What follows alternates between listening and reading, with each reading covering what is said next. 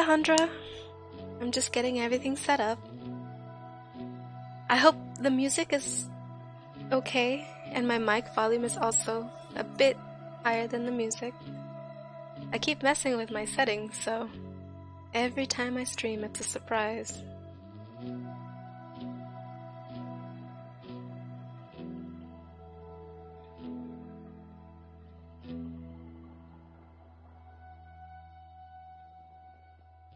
Hello, hello. Cool.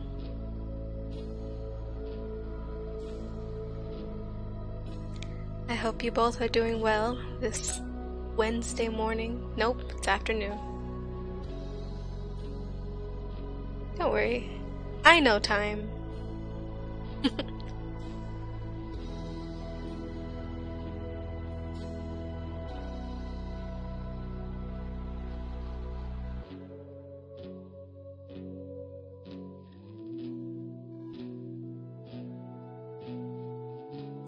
I was gonna do warm-ups, but I was already finishing up the flats on this comic, and I'm just like, you might as well, you know, continue to do the flats.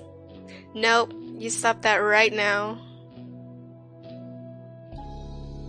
You know I'm bad at, like, time. Telling time. Something happens on Wednesday. Oh, crap! No, not you, cat. Please go back to sleep. Didn't Mouse's comic update today? Ooh, I need to check that out afterwards. I can never remember.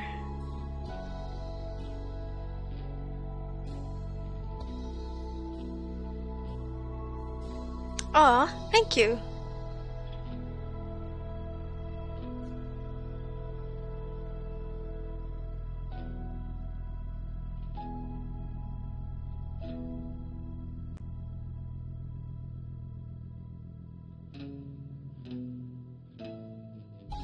I also was messing with my microphone settings. So I was looking back and I'm all like, oh gosh, it's super tinny. It's like I was coming at you live from, you know, the bottom of the nearest well.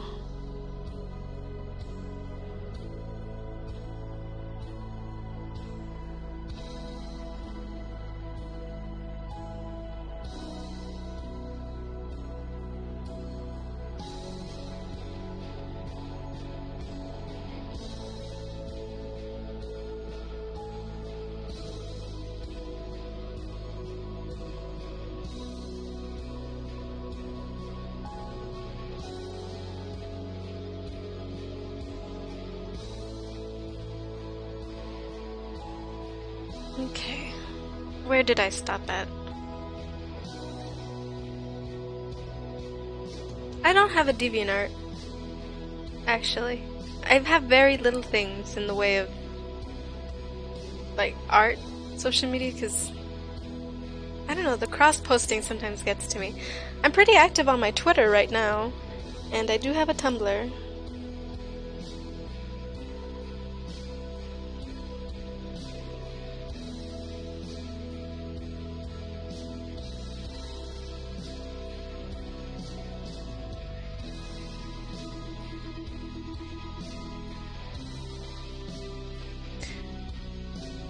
I remember when I was younger, I was super into DeviantArt.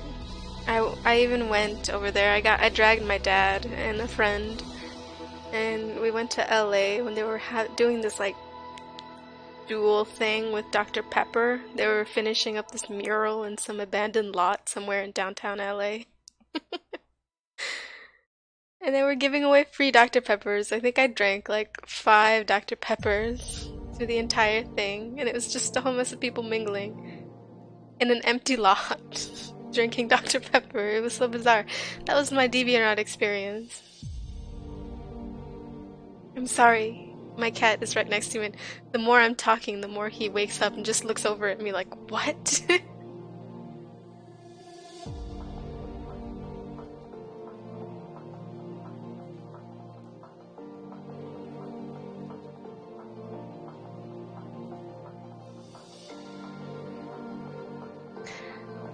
Don't like this red, it's a bit too...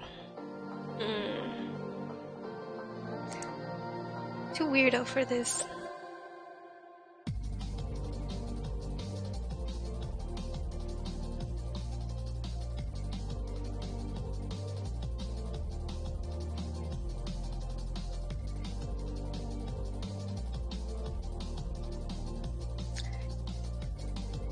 He's my fat baby. You have a cute little lady. Have a tiny fat void. That is my son, my little cat. Well, my fat, big cat. But he acts like he's a little baby, like he fits everywhere.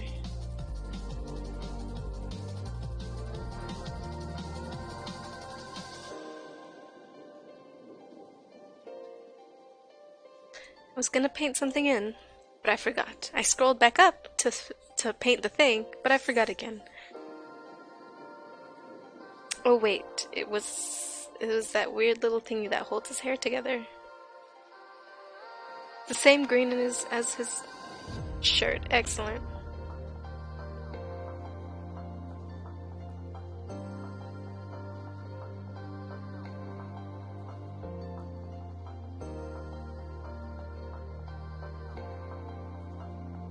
You can't have joint custody. I went through the labor pains of his birth alone, okay?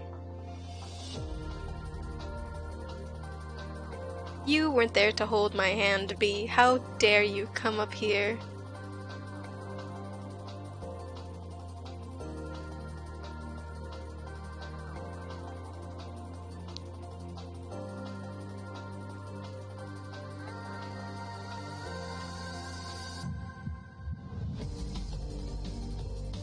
A tempting offer. I need you to give me his weight in Tim Tams, though.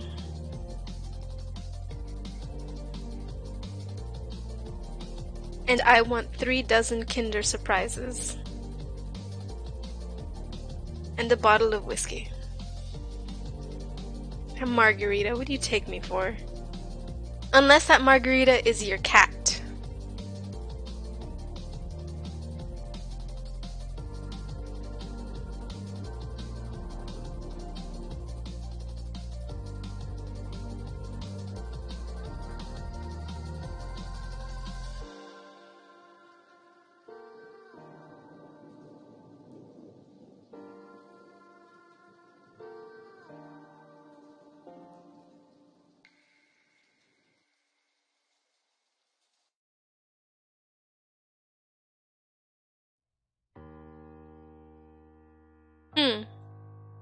Tempting.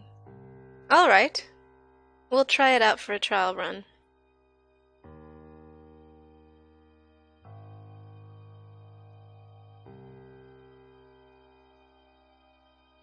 His shirt is so strange. It looks like a workout shirt, but with little weird baubles. And metal, for some reason.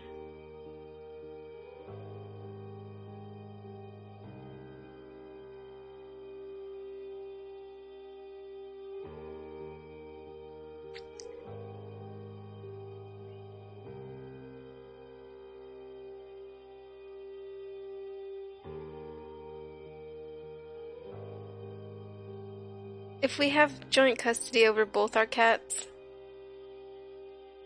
I think we can just have, like, video visitation rights. Spare ourselves a trip halfway around the world.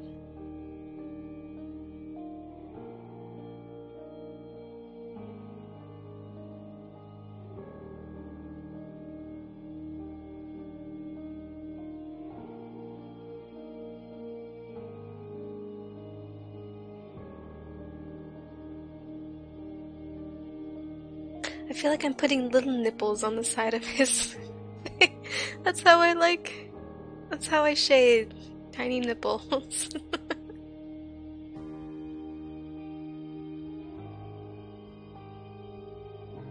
What else was I gonna do?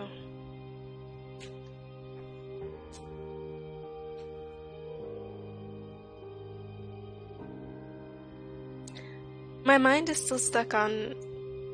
I was watching a whole mess of CSS videos and basic HTML to refresh the memory.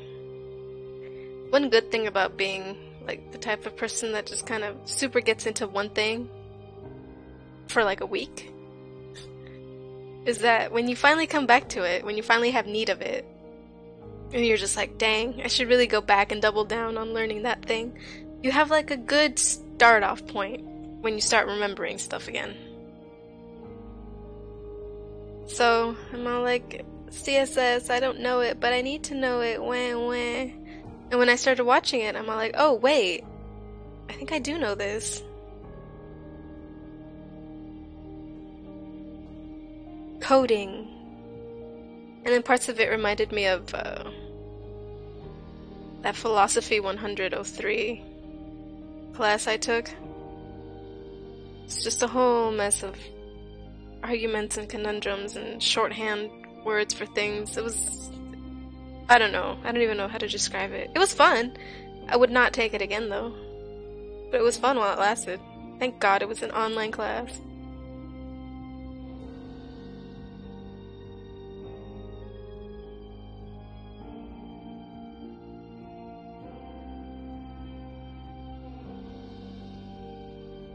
So my mind is still on coding. And I was gonna start another commission after this one because I don't think this one's gonna take the entire, I don't know how long I want this to go for, 2 hours maybe? I don't think it's gonna take the entire 2 hours, and if it does, I'd be personally ashamed. But I had no idea what I was gonna do afterwards. I didn't want to start on the other one because I need to get some details finalized with the commissioner. The commissioner. So I might just do almost a concept art for the thing I'm doing the coding for the Pirouette and the Wheezy interactive fic that I want to do. Need to figure out like the tones, the characters, need to get their like stats down, I guess. Feel official.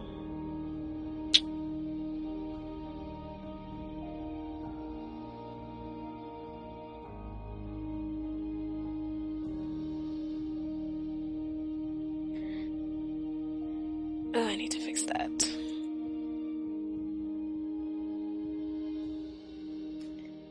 Just forget, sometimes Medibang will cut off. Oh no. I don't want Tacoma. Stuffs I need to add extra space. Like a chump.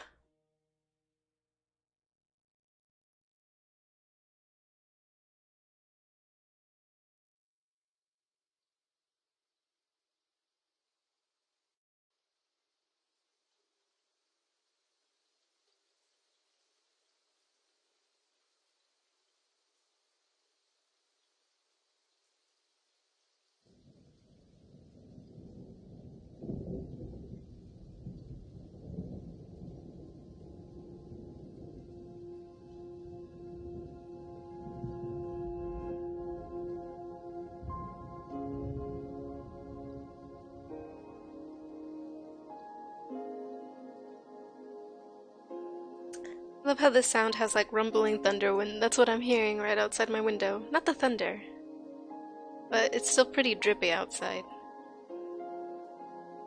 My elderly lady cat was stuck outside. She was just like pressed up right up against the glass door. It was so sad. She gave me the dirtiest look when I finally let her in, so I guess it wasn't that sad. For her, it was just annoying.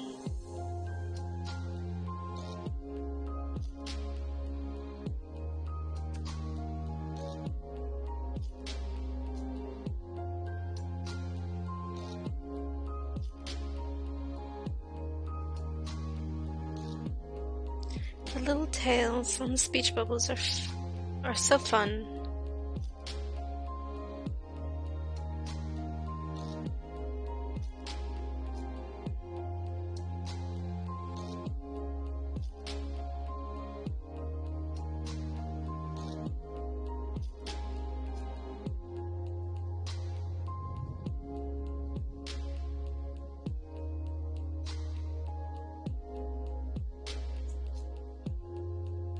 Maybe I should put different hues on the jacket.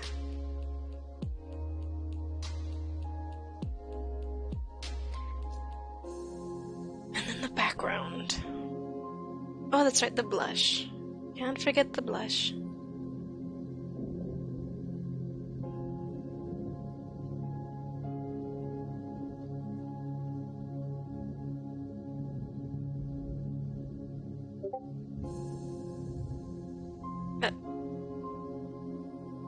Whoops.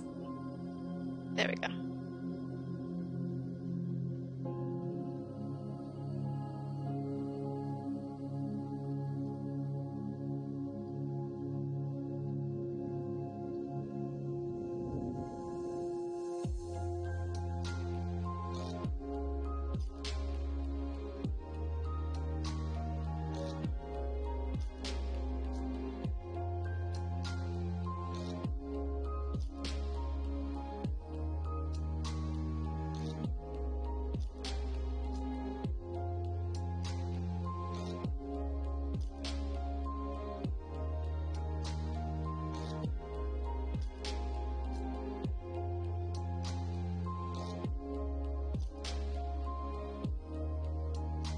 Oh yes, welcome. Yeah, I'm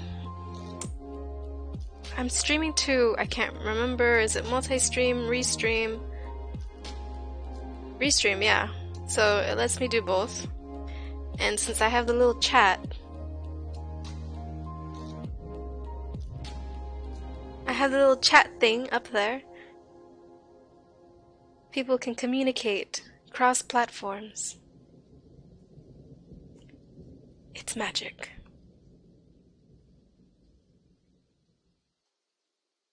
Yeah, because I know some people either don't have YouTube or some people don't have Twitch. I know Twitch gets rid of VODs after like a certain period unless you highlight the entire thing. But I'm not really fussed about that. I think I still have time to highlight stuff if I wanted to keep it on there, but I know for a fact I'm keeping the vids back up on YouTube. I don't like that right there.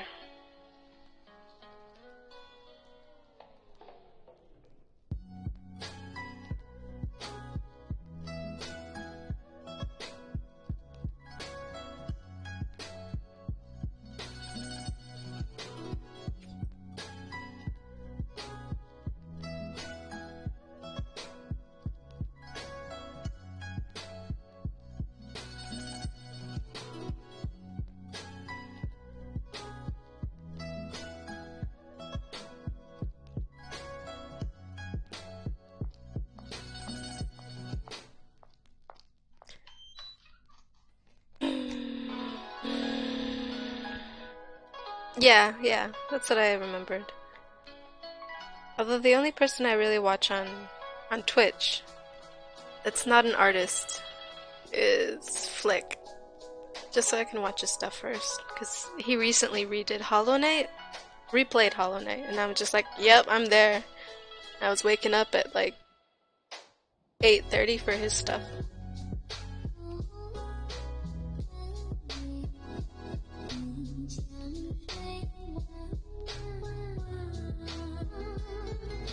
Oh, that's right. To add some comical anime sweat drops.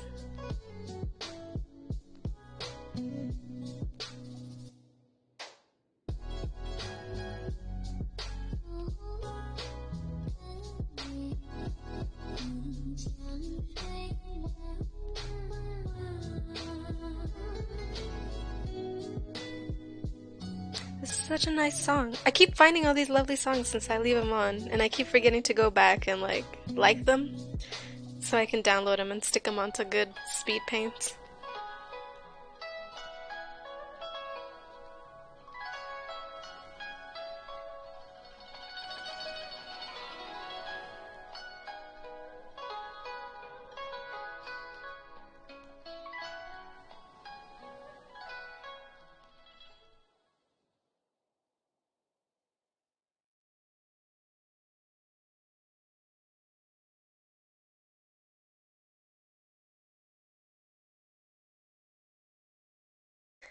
I just hear my tiny son breathing, well, wheezing.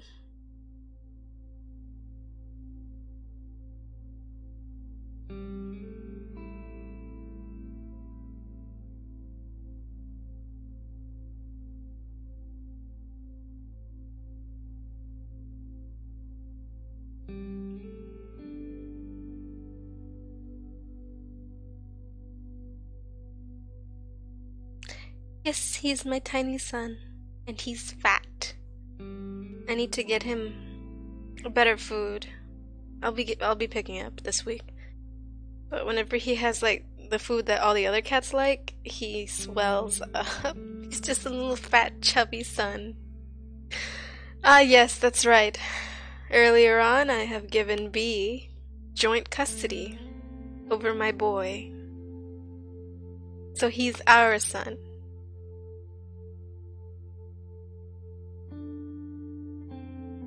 Oh, 3 cats.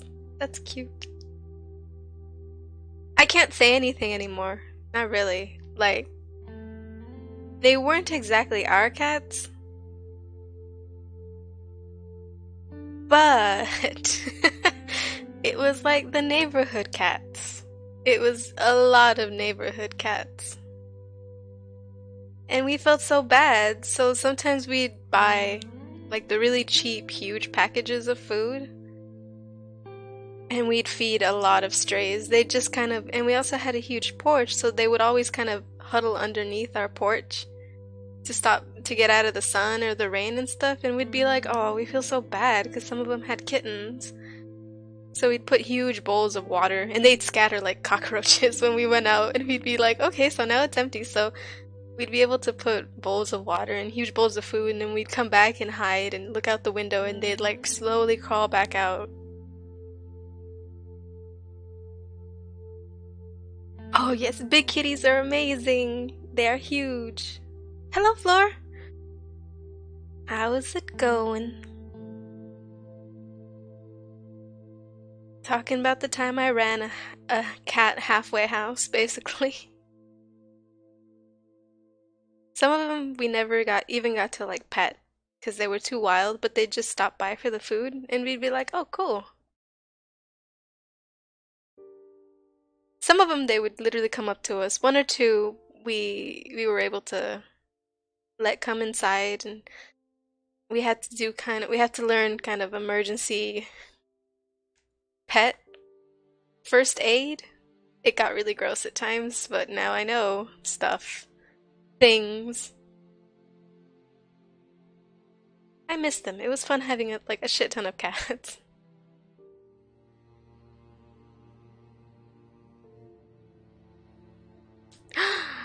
It arrived today, Florizo. That's great. What do you think you're gonna start off first? Sketches? Something you've always wanted to do digitally? Or at least something that's easier to do digitally?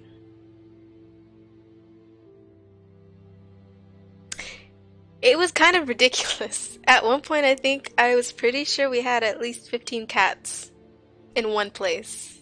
Kittens not included. No, some kittens were included. It'd get really sad though because some of them would go there and like we tried to put out boxes for them, but you know, it got pretty cold and we'd have to bury them, so we buried a lot of them in our backyard, and the trees got really, really green, so I guess that works out. But, you know, the blisters shovels give you are really annoying, so we had to get used to that. And we'd feel bad for some that people ran over, so we would also take those and we'd kind of just bury them, so it was kind of a weird mortuary.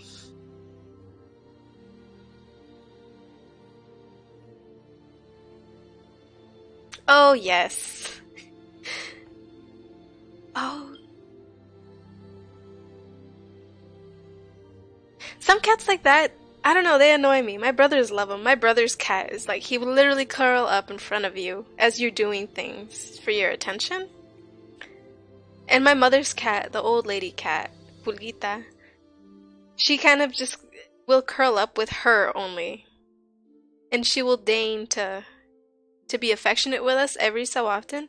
And my cat is more standoffish. Like, he doesn't want you to hold him. He doesn't want you to, like, when you follow him places, he'll put his ears back and just kind of trot faster than you. So, because he's paranoid about you following him. But he'll follow me. If I go somewhere, he'll like trot after me, or he'll run so he gets there first. Because he's like, I don't know, he's a competitive little bitch.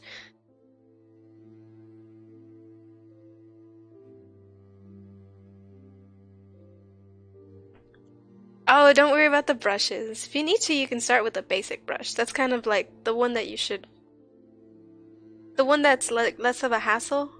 And then when you start branching out, you're just like, okay, so I need a brush that has like bristly, or I need a brush that does this effect. And honestly, I use for my main brush, sometimes I skip around. You see all my brushes on the side here. One will be my favorite one time, the next time it'll be another one that's my favorite. You gotta stop. You can't stop petting cats, man. No matter what pain and hardship comes your way, you can't stop. It's like illegal, I'm pretty sure.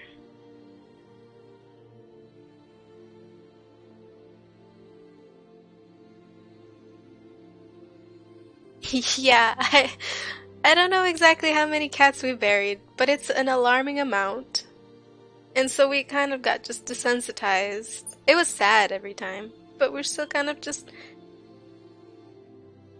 you know, who else is gonna bury the poor kitties on the road?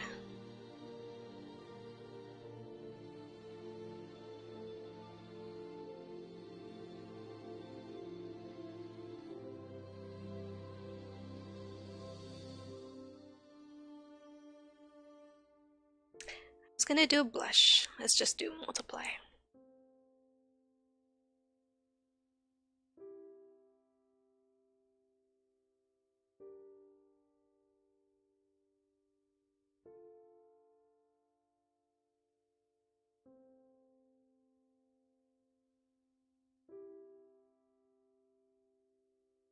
Okay, so I get the four limbs. You have four limbs, presumably. If you're like, if you got all your bits, you got four limbs. What are you petting the fifth cat with? Your cheek? Oh yeah, you can also be rubbing cheek to cheek.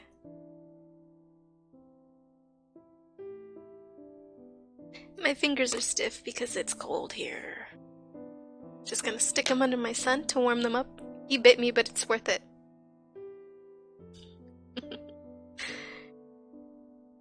I'd rather him bite me than him lick me because he has a really, really, really raspy tongue.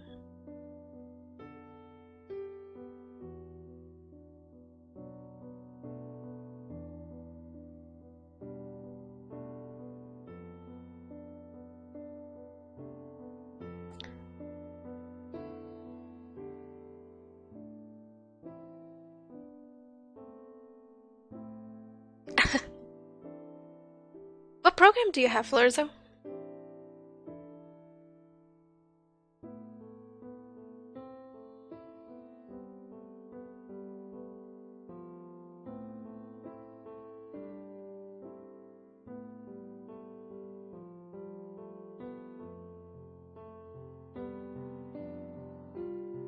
Power move. I think I've told you that one time that one cat was so irritating. Well, no, it wasn't irritating, but it was always in your face, and he kept like sticking his tail right into my face as I was trying to do something. And I got so annoyed with it because I don't know, I get really annoyed when cats are really all up in your business. I'm just like, what is your deal, please? I like the standoffish cats. Even the cats that won't come near you until you prove yourself, I like those. It's like, yeah, dude, I want my space too. I get you. And I got so annoyed that I bit its tail. Lightly, but I still bit it. And I had forgotten I had gum in my mouth. So the cat had gum in its mouth and we had to shave that part of his tail fur off. And he was just like... He looked so patchworky for the next week or so.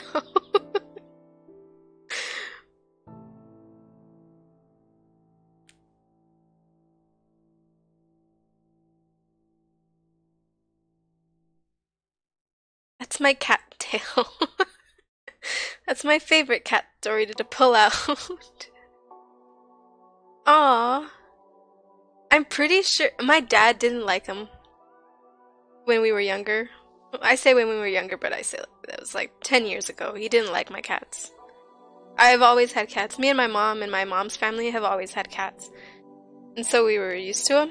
But I'm pretty sure he was allergic when he was a kid, so he would always give them like these dirty looks. Because he's not that allergic now, or at least he wasn't when I got him, because he didn't really sneeze, but he didn't want him near him.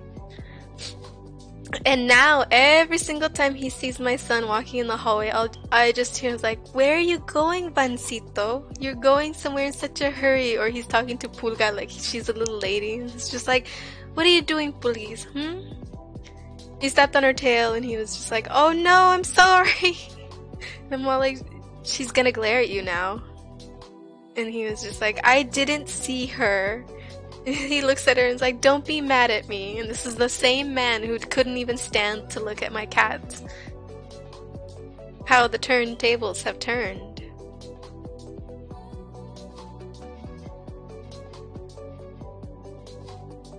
Oh yes, I saw that. Don't worry. I'm not really big into Undertale now, but I can post it and tag it and save it for later. I think the last big Undertale thing I did was the Greaser Tale AU lyric comic.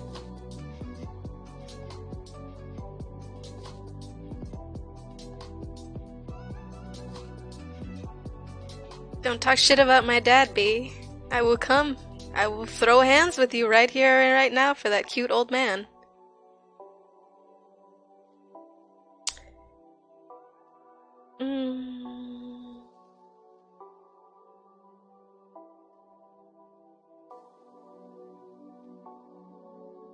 I am hungry. I have forgotten to eat right before the stream. Luckily, I upped the threshold on the mic volume, so you guys can't hear my belly rumbling. I have this huge cookie though. I will eat it when I have the mic turned off. I should turn it off in a bit. I want to get started on this podcast. You guys have talked about it and that makes me so curious about it.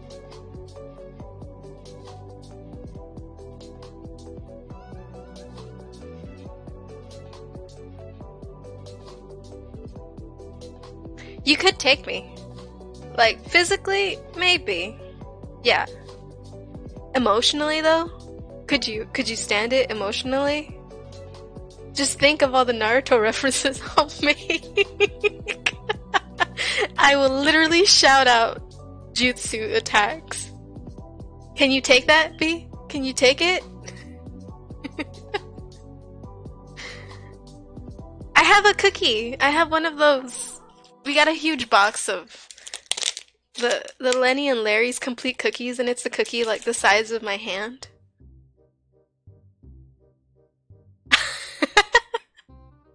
Just a bit of dinner chatter, you know. Dead animals, Undertale, Overwatch. We got all these topics, these hot topics. Oh my god, okay, no, I really do need to like this song that's in the background right now. It's actually really, really cute. I have like 3 different windows with a whole mess of tabs open. 3 different Chrome windows. So I need to like kind of hunt down for the thing that's playing music right now. Okay, excellent. Has a picture of a cat and it's Kevin MacLeod. Yep. Kevin MacLeod, the man single-handedly putting soundtracks for everyone on YouTube. God bless that man.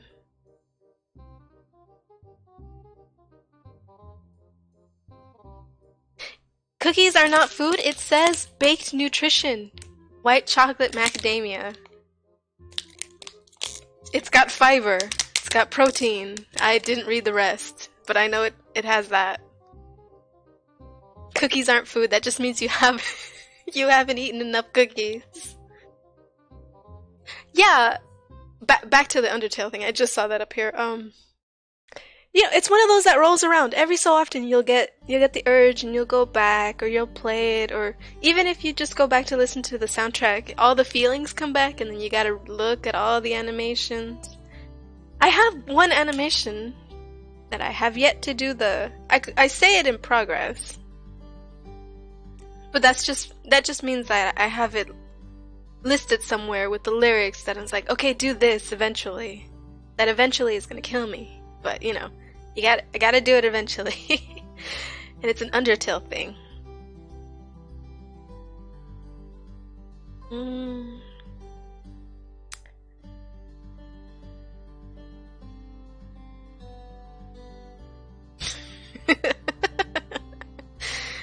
I just saw it's got that nut juice, and I don't know what it's referring to, but you're probably most likely right. I loathed it. The possibility that you could be correct while saying nut juice referring to something. Not a big fan, I have to say.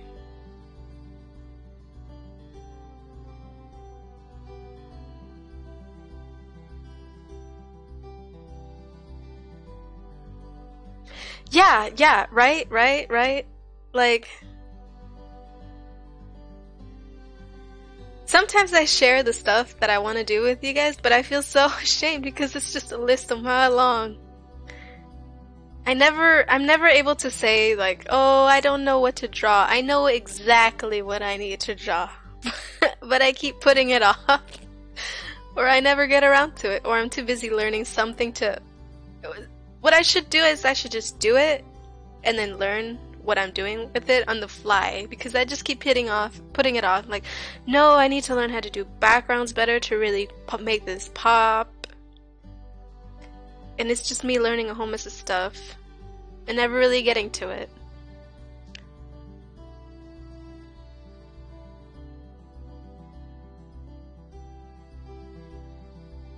Macadamia? They call her a nut because her name is Macadamia. She's cracked in the brain and kooky in the brainia. Louisa, Francesca, Banana, Bobesca. Thank you, Animaniacs. That has never left my heart. Can't remember what I did yesterday, but I remember that.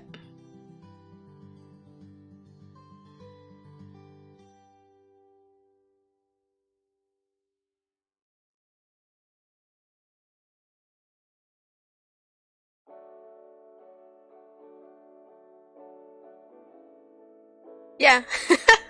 Just kind of grab you by the heartstrings and drag you along.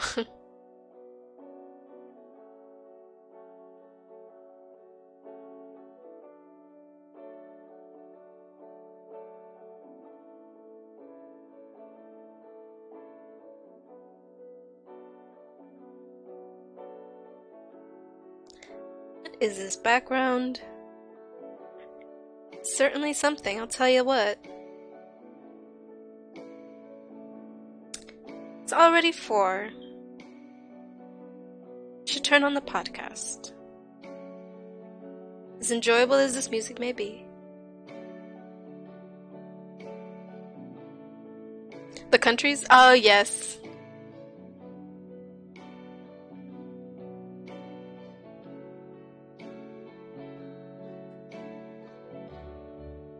That and Tom Leher's Element song, it really stays close to my heart, you know?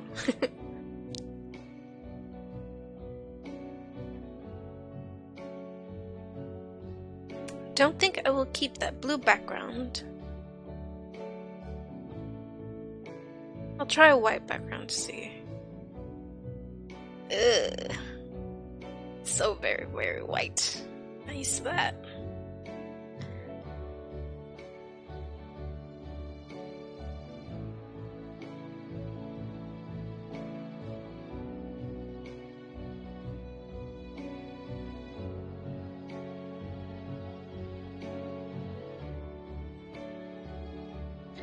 Really? Huh. I just remember it because it was like on Channel 5. So I watched a lot of it.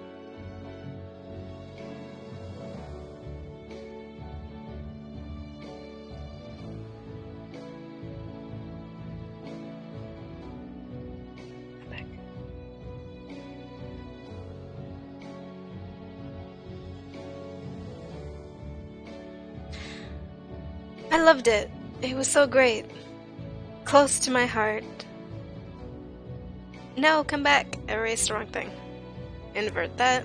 Delete.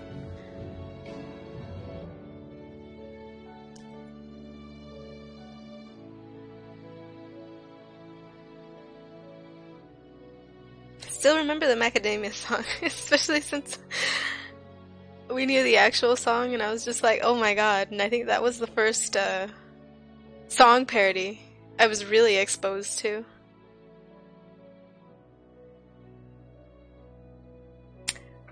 Hope you guys don't mind, but I am totally bullshitting this. Nope, I forgot. So I'm gonna do that.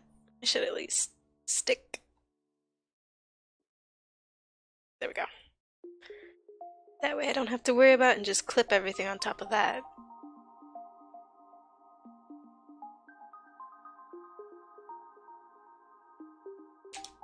Definitely don't like the white background.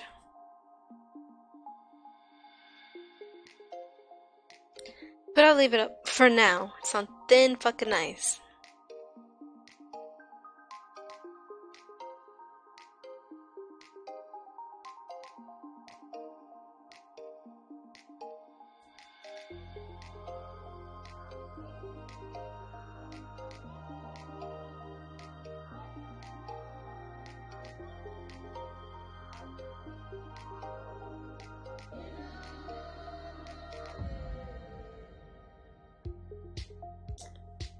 That's my music.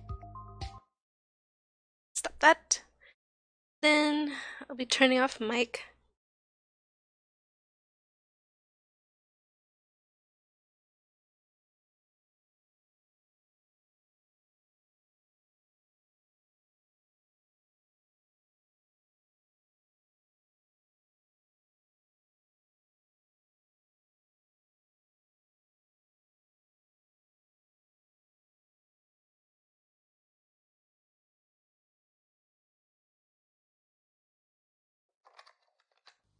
Hello? This is Helen from MAD, Mothers Against Aliens and Ghosts. This is day 27 of our investigation into paranormal activity at Harding Park off Wrangler Road. The time is 9:25 a.m.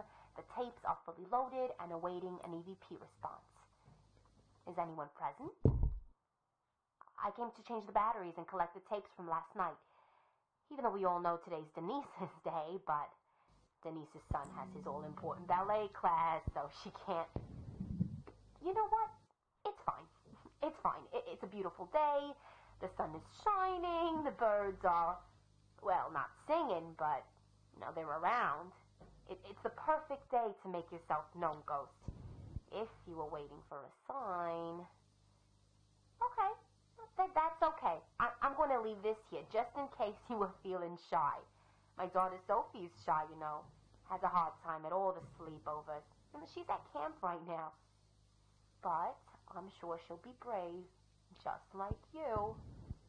I'll be back tomorrow to collect the tapes.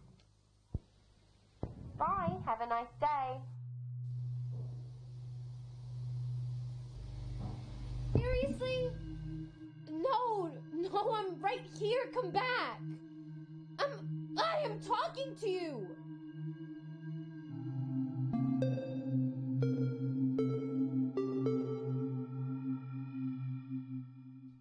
Okay.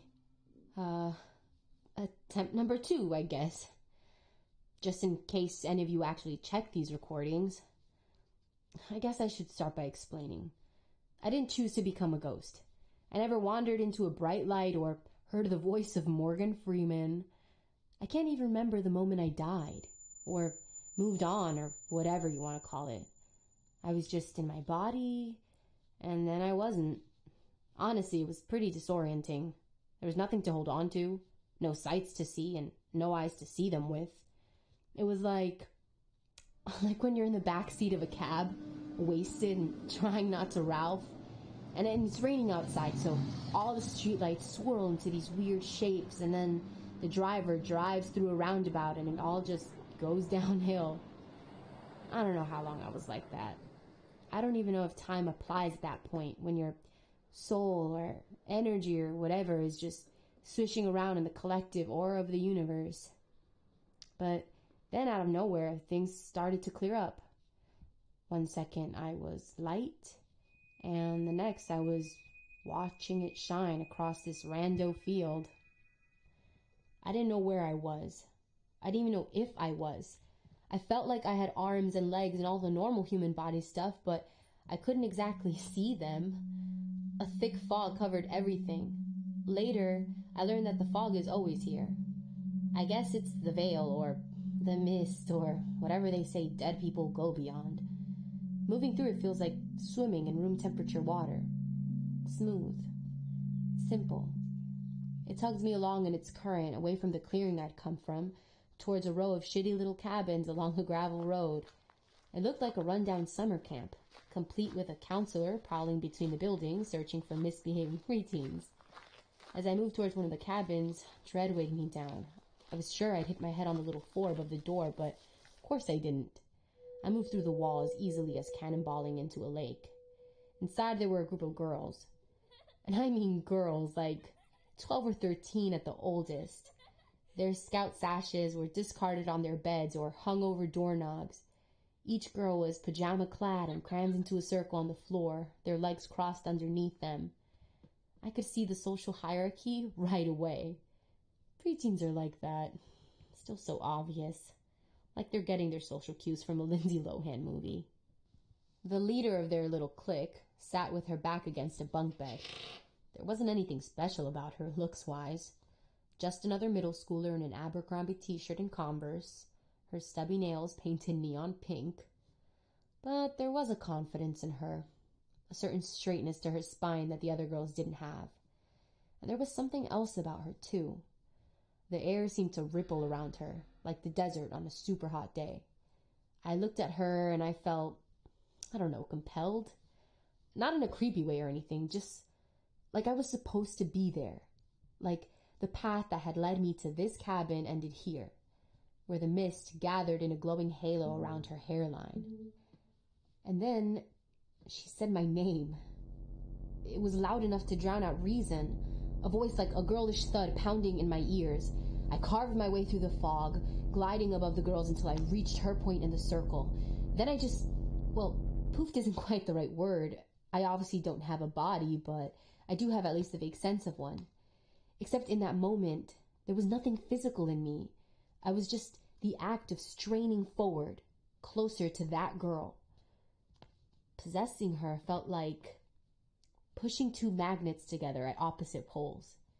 I met that invisible resistance and felt myself go slimmer, slipping around the mass that must have been her soul or herself or whatever. I felt her body, heavy and real. I felt her hair against our shoulders. There was hardwood against our legs and bed slats pressing into our back. I looked out at the world, but at her mind, too. It was like looking down a long hallway. In front of me, there were her impressions, her feelings, the occasional fleeting thought, her name, Madison, her exhaustion, her crush on the girl across from us with the crooked eyeliner, her hatred of just about half her troop. Beyond that, I could see the cabin, still full of fog. It was then that I noticed the Ouija board. The thing looked like it belonged in some vaguely haunted Barbie dream house. It was hot pink, covered in cutesy doodles and purple bubble letters. I could just picture the factory where it was made. A dull gray assembly line churning out Little Miss Medium toys and packing them next to Polly Pockets and tiny plastic shoes. Some of the girls were giggling, but Madison shushed them. Her fingers were curled around the smooth plastic of the planchette, which was bright red and shaped like a cartoon heart. I tried to roll our eyes, but other people's eyeballs are way heavier than you'd expect them to be. The girl across from us called my name again, and I perked up. She asked if I was present. I thought about moving the planchette, and my will rippled clumsily out through Madison's limbs. The planchette shifted very slightly towards yes. The girls all screeched, even though I'd missed my mark by at least a few inches. Madison's jaw opened and closed like a phantom limb, but I wasn't listening to what she said. I could already see her next question trailing before me. She didn't realize what was happening. She assumed the other girl had moved the planchette, that they were playing some schoolgirl prank. Madison's hands tried to move without me, pushing towards the fore. her head filling with fake stories about a middle-aged ghost with my name. The stretch of her muscles felt like a sled rolling under me, and I concentrated hard on stopping my fall.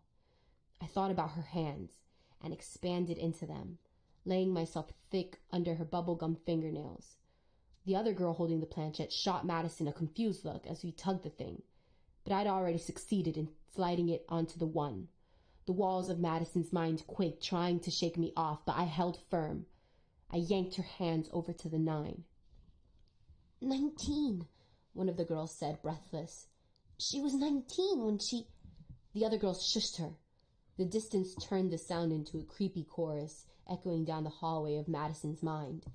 Madison tried to speak too, but I stopped her, clamping down hard on her jaw. I opened it, closed it, opened it again to speak, and said, I know, embarrassing, even for me. Half the girls looked horrified, the other half confused. I was busy trying to lift Madison's tongue. It was like spirit touching some huge, heavy slug, and I just kept accidentally pushing it into her braces. The troop leaned in, waiting for Madison to explain, but I couldn't speak, and I wouldn't let her either. The girl across from us, Sophie, according to Madison's frantic thoughts, dropped the planchette and leaned across the Ouija board to touch Madison's arm. I could feel Madison's spirit craning towards the touch, but Sophie's palm burned me through Madison's skin. I shrugged Sophie's hand off, and she let it linger in the air, scared shitless. She said, I think this is for real. Madison vibrated in agreement. I slid the planchette to yes, and the girls all screamed. They shouted questions over each other. Sophie's dark skin grayed. As the chaos outside mounted, Madison's thoughts turned wild. I could hardly see into the cabin, her mind was so full. It was like looking through a kaleidoscope. Each picture fractured, each sentence a fragment. I could only recognize my own name, repeated over and over again. And a face I knew, except its smile was so forced that it took me a minute to realize. It was my old school picture, blown up and pasted onto a big sheet of cardboard. I stared at it until it filled the room, shining over the opening in the hallway like a movie screen. And then a scene formed. It was my old high school auditorium. Dozens of students were there, crammed into the bleachers, hordes of people I'd never seen before. I looked down and saw Madison's small hands. I looked to my right and saw a squad of cheerleaders standing by the bleachers looking annoyed. I recognized the scene, even though it must have been after I graduated. The high school assembly had looked the same for decades. Old Principal Williams stood at the podium, next to my picture. He cleared his throat loudly into the microphone, and the students' chatter quieted. Madison was still wondering what she would have for lunch. Behind Williams, I noticed something weird. My mom was standing there, clutching her purse like it actually had something worth stealing in it. Her eyes were super red. Madison hadn't paid much attention to her, I guess, because the memory was blurry and out of focus. Then Williams started to speak. Before our rally today, he said, we gather to remember Aya Velasquez, a former East Side student who took her life. I couldn't hear anymore. If this was a movie, it was like the disc had skipped. The sound stopped, the characters slowed. The gym fuzzed and then cut to black, fading out until I was back in Madison's mind, my sadness condensing and filling the hallway. I grew too big for the space, pressing heavy against the walls of her head until I was leaking out of her ears. Madison took in a rasping breath, and I was tugged down through her throat, pushed out with her exhale. I joined her breath back in the fog, drifting anticlimactically towards the roof of the cabin. Below me, Madison looked around, her mouth open. I ceiling into the thick blue air, floating above the cabins until I finally saw the sign. Harding Park Day Camp. Harding, home of a million urban legends and even more run-of-the-mill muggings, where weird-shaped stones become shrines and homeless dudes become the Harding Hermit, where college kids come to smoke or scare themselves, where apparently a bunch of bored housewives come to record ghosts. I haven't been to Harding in years. Not since I was a kid, when it gave me bug bites and a super creepy feeling. I didn't. They're wrong. Whatever they think I did, they're wrong. I didn't try to kill myself. I wouldn't. So I'm going to find out what really happened. How I really died. I'm going to find out, and I'm going to tell you, and you're going to tell everyone else. You're going to make sure that everyone knows. Assuming that you can hear any of this in the first place.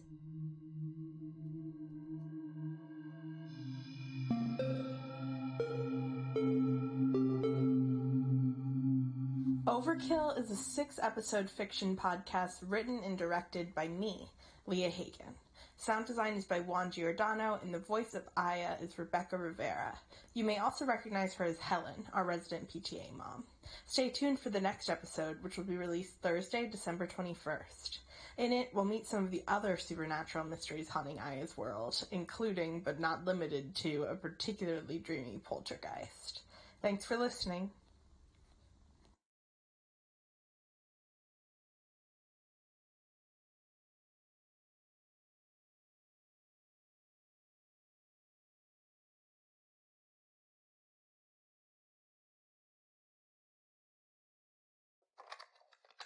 This is Denise from MAG, Mothers Against Aliens and Ghosts. Checking in, changing batteries. Day 28, 9:25 a.m. Someone will be back tomorrow to collect and examine the tape in case there's anything you'd like to say while we're gone. Is anyone present? That's what I thought. So glad I came, Helen. Fucking junk. I'm not alone. I'm not alone. I mean, my only friend is kind of pissed at me, and the other ghosts aren't exactly the life of the party, but still, I'm not alone.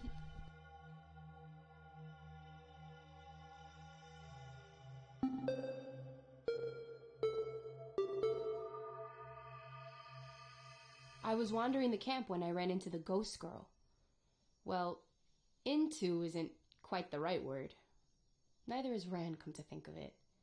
We're not solid, so we just kind of, collided? Ghosts can touch each other, but it doesn't really feel like touching on Earth. It's like when you get hit by a really strong burst of wind. If it weren't for the way her edges blurred into the mist, I wouldn't have known she was a ghost.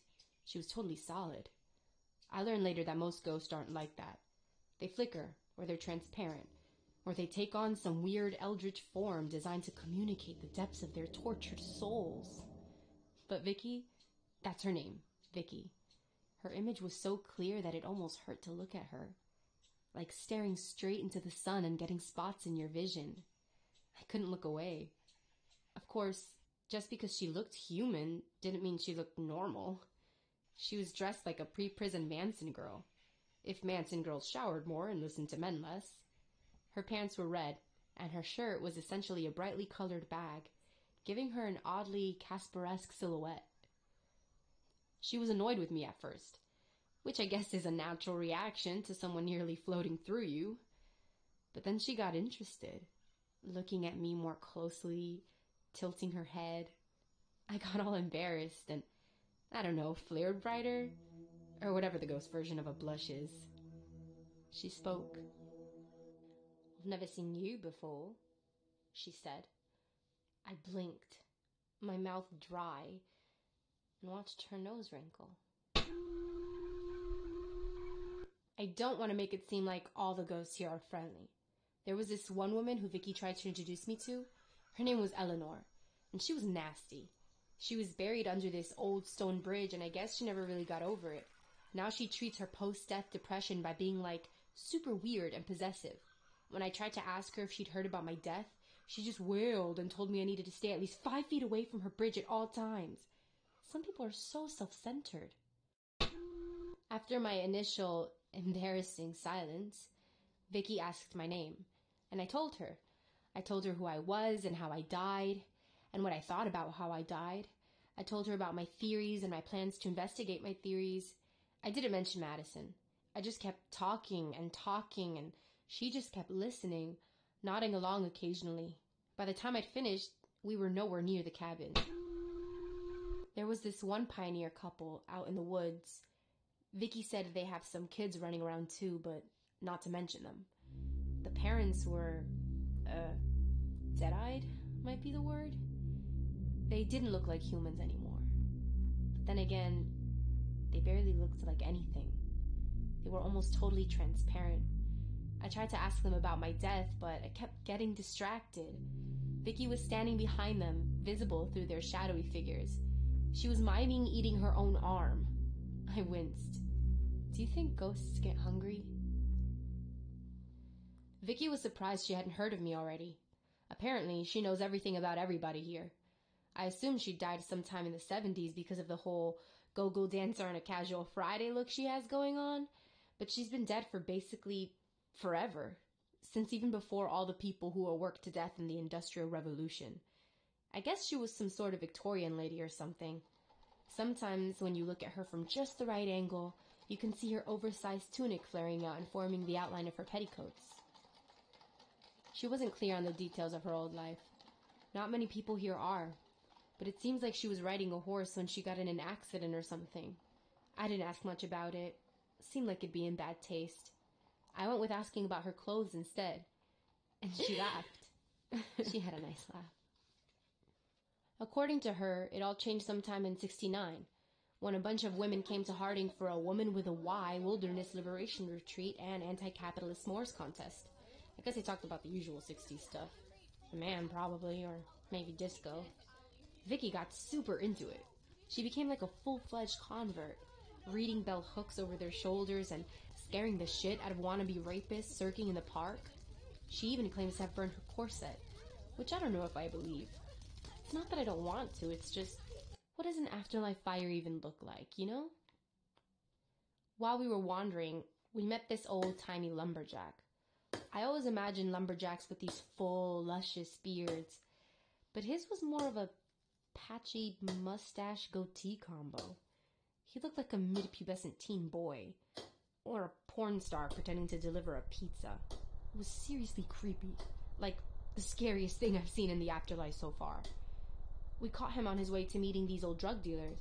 I tried to ask them about me, but they weren't that helpful. One of the dealers is an inspirational speaker now, and he just kept telling me to move on. He offered me advice on how to maximize my haunting potential, but I just couldn't bring myself to pay the $5.99. Apparently, Vicky was on her way to see the Girl Scouts when I ran into her. Vicky loves the Girl Scouts. Whenever they come to camp, it makes her whole fucking afterlife. She went on about the healing power of sisterhood and collective liberation for like 10 minutes. I just kept thinking about Madison, her fear and the bitchy way she thought about most of her troop members. I wanted to tell Vicky about it, but I didn't want her to get jealous because I got to spend time with the girls and possess them and stuff. Vicky's like the nicest person I've met in a while, and I just... Oh, shut up. We also met this guy who died hiking. He was on one of the park's more dangerous trails and he fell.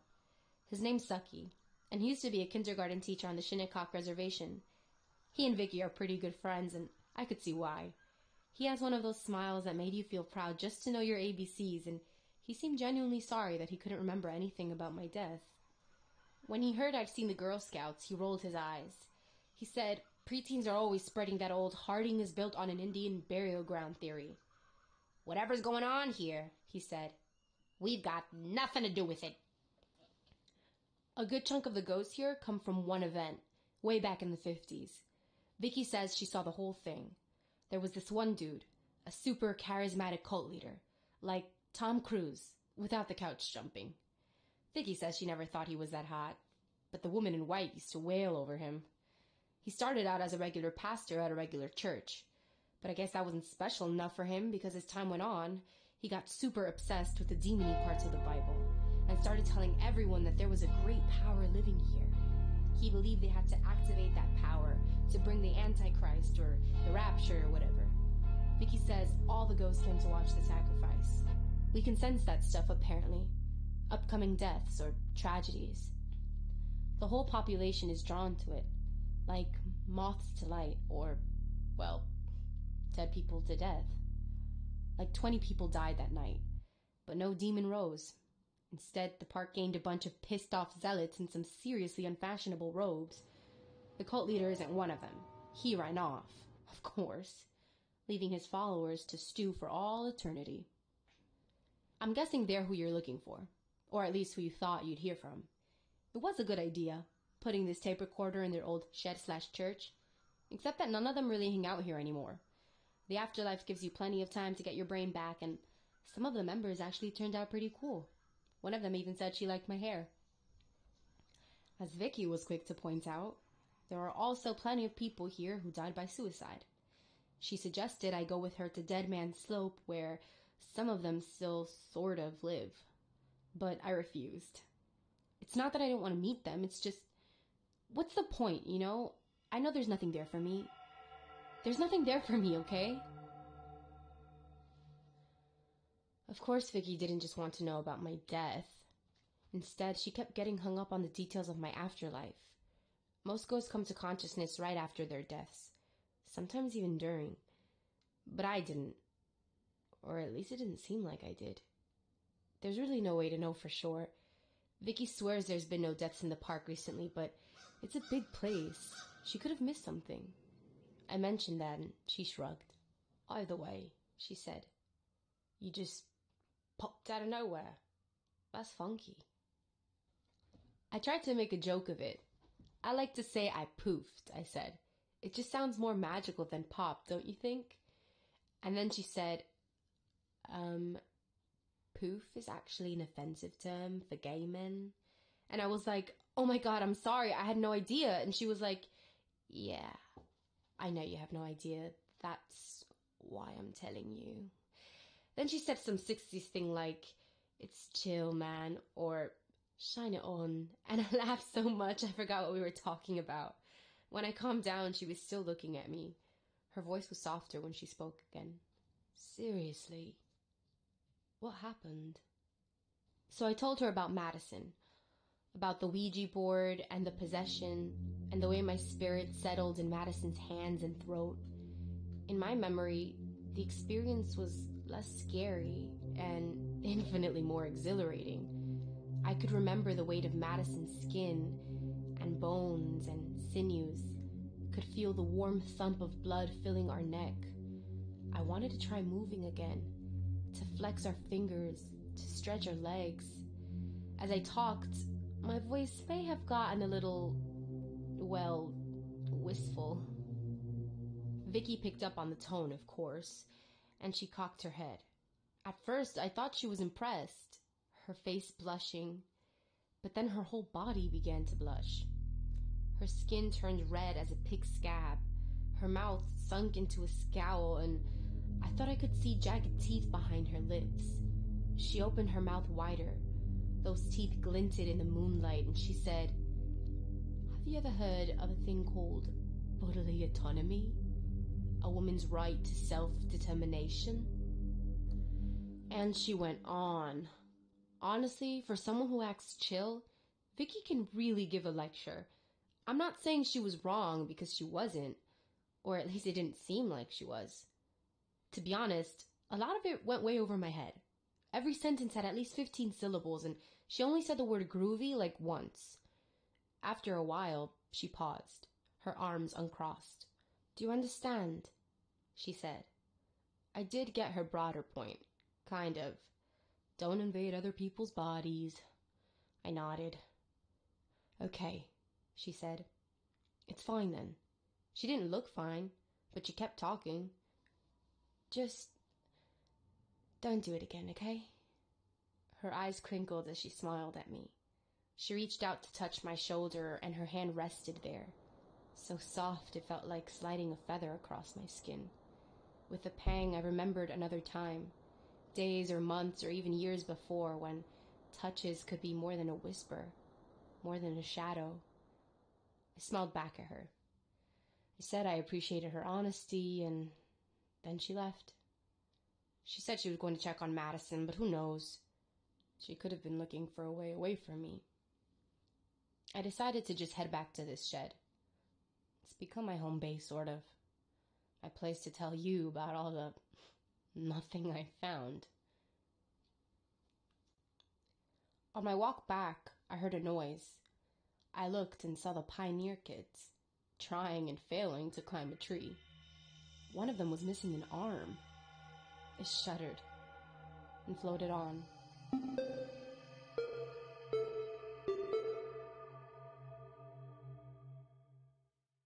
Overkill is written and directed by me, Leah Hagen. Sound is by Juan Giordano, and all voices are by Rebecca Rivera. If you liked it, please leave a 5-star review on your favorite podcast app. Episode 3, 666 Spray-Painted Dicks, will be released on Thursday, January 4th. In it, we'll hear more of Helen and Denise's epic feud for control of the PTA. Also, I and Vicky will do some ghost stuff, and Madison's condition worsens. Thanks for listening.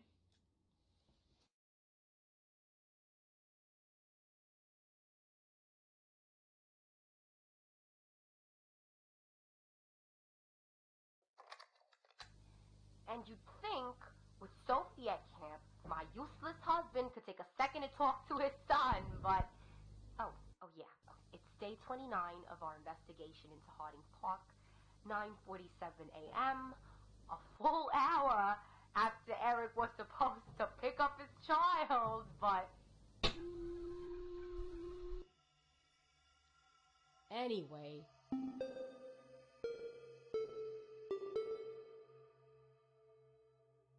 Vicky's watching Madison now. She calls it supervising. I call it guilt tripping. She always makes a point to let me know when she's trailing the Girl Scouts, like, "Oh, sorry, Aya. I have to go make sure Madison's feeling well in her bracelet-making class." And I'm like, whatever. I can wait until the freaking preteens are asleep before we have an adventure. It's not like I don't have plenty of investigating to do, you know? Do you think she knows? Earlier tonight, after the Girl Scouts' nocturnal hike, Vicky took me to the river, which winds its way through the far end of the park. She said she was taking me to see if I drowned, but, well, she doesn't take this investigation very seriously. The water was beautiful. In the dark, you couldn't see how green it was, or how much trash was caught in the current. You just saw the moon reflecting off the surface, and the mist, which curled away from the water like steam. I could have stared at it for at least another 5 minutes, but Vicky grabbed my hand and pulled me hard into the river. I could see everything. A lone soda can bobbing in the waves, a catfish's whiskers sweeping through my ankle, and Vicky, her mouth open in a grin, her teeth shining white through the green water. I reached up and skimmed her face with my hand. It was colder than the river, its temperature matching my icy palm. It felt right, floating there. Our eyes locked, all the drama about preteens and possession forgotten, even just for a second. Just us, sitting still in the rocking current. We drifted until we neared the edge of the park, and a tugging in our guts pulled us back, like a bungee jumper's cord. We popped back to the surface and breathed in the thick mist. My smile stayed wide. Vicky says Madison's been getting sick all week. Headaches mostly, but she also turns green at the sight of the camp food. Although that can hardly be blamed on me. Have you seen that food? I don't mean to sound cold. I get why Madison's freaked, I really do. When I was a kid, all this cult stuff scared me shitless. I remember the one and only time my mom took me hiking at Harding. She wanted us to have a picnic in some clearing with a view of the river, but I felt super sick that day.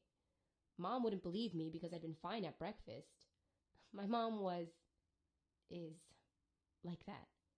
She never puts up with bullshit.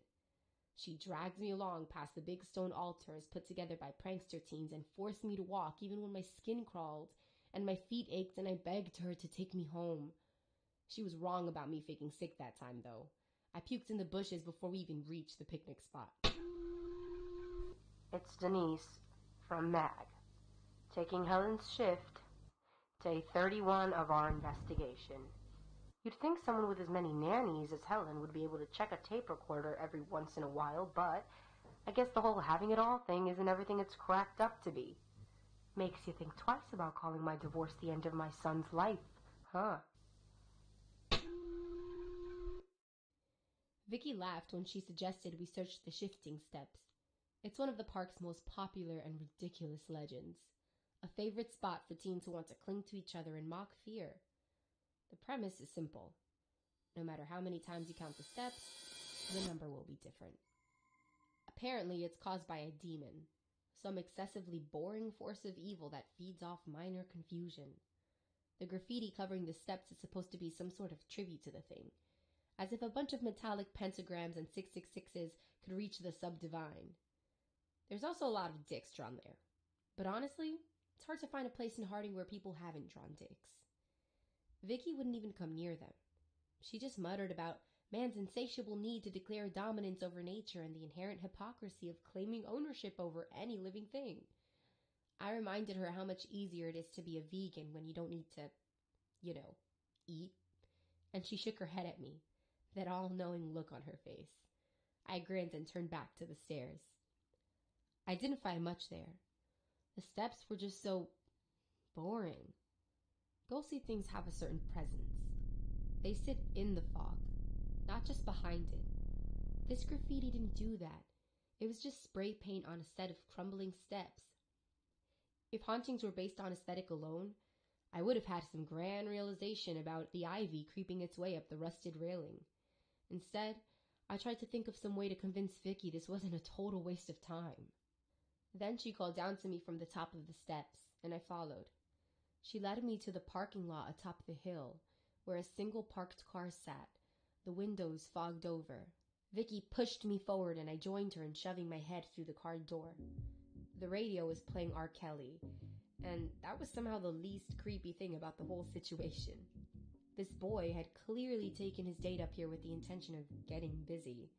His hand crawled up her thigh like a peach spider. Of course, she looked majorly grossed out, like she'd rather be anywhere else. Her knuckles were white against the door handle, but she didn't open it. Next to me, Vicky narrowed her eyes. Her mouth opened, her head tilting towards the window. She winked at me and blew out onto the fogged glass. Ice crackled its way across the surface as soon as Vicky's freezing breath made contact. I grinned. The boy's head snapped up, his hand returning to his side of the cup holders. The girl just looked confused. She wasn't even shivering. I followed Vicky's lead and blew right into the boy's face. His teeth chattered, his nose curled. "What's that smell?" he groaned. Vicky laughed and I stuck my tongue out at her. I flipped upside down, my legs jutting out the car roof, and blew hard on his toes. He jumped. "We have to get out of here," he said. Behind him, Vicky was icing over the back windows. "I'm not going anywhere with you," the girl said. She was looking at him like he was crazy. She didn't have so much as a single goosebump. She shook her head. "We should go find Vanessa and Dan." He wasn't listening.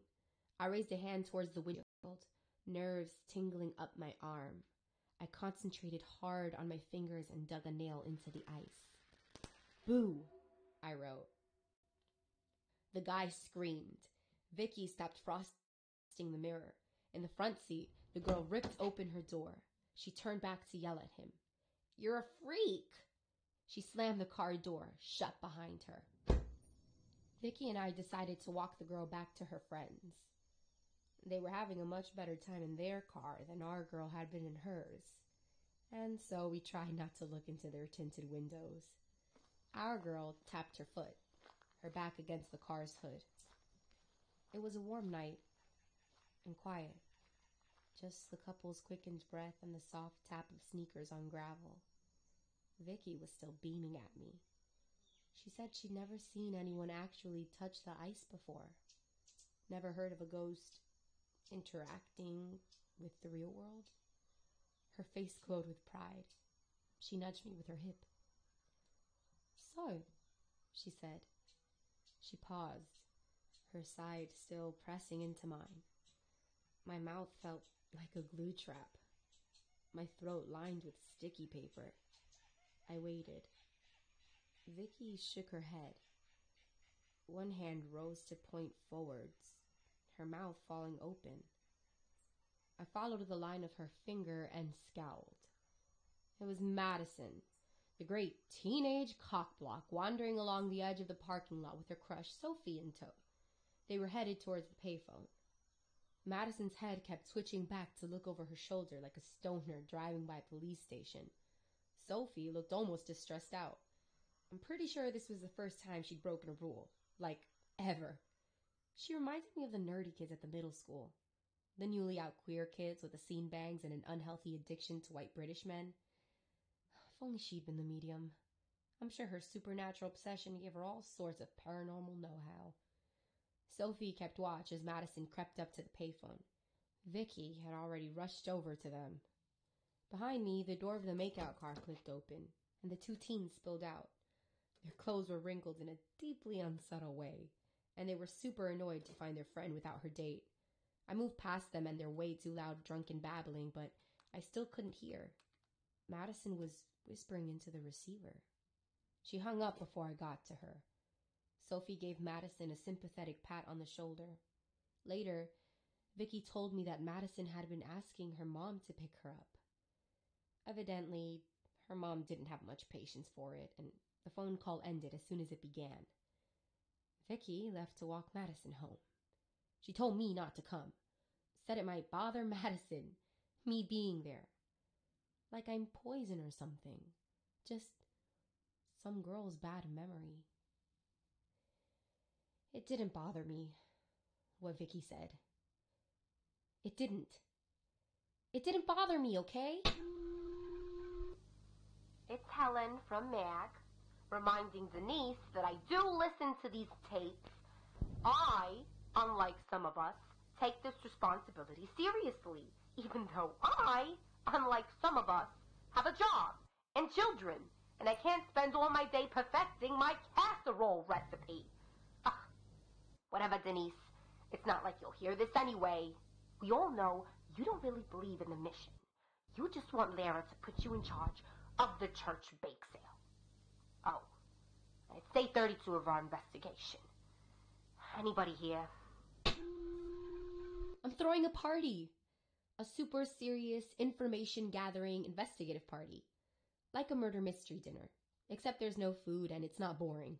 Also, everyone's already dead. I'm inviting all the old cult members. You know, the ones who are obviously involved in some sort of demon-led conspiracy. Vicky says that's profiling, but it's honestly just good sense. If you're looking for the key to some big paranormal mystery, maybe you should start with the people most obviously wrapped up in some big paranormal mystery. And the cult members are fun, I guess. I was a little worried when one of them told me we're all doomed to eternal damnation, and then a whole debate started about whether we're already damned and in hell. But Saki told me those were just their pre-party jitters. I've been hanging out with him a lot lately. Mostly during the day when Vicky's off gallivanting with her kitties. Saki says the cult members don't get together much lately. Or ever. Apparently, the cult members never get together. They get upset when they see each other. Like shape-shifting, five-legged trauma monster upset. Like wine-throwing on reality TV upset. But I'm sure it's fine. And if it's not, well, that'll probably give me some new information at the very least. Day 33. Lots of feedback lately. We suspect raccoons. It was not fine. I should have known things wouldn't go well as soon as the first guest showed up 2 hours early. A part of me gets it.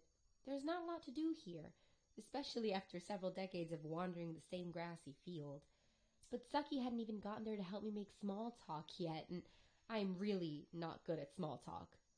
Sitting with two robed strangers in the shed where they died, trying to casually bring up my own death, it was more than I could handle on my own.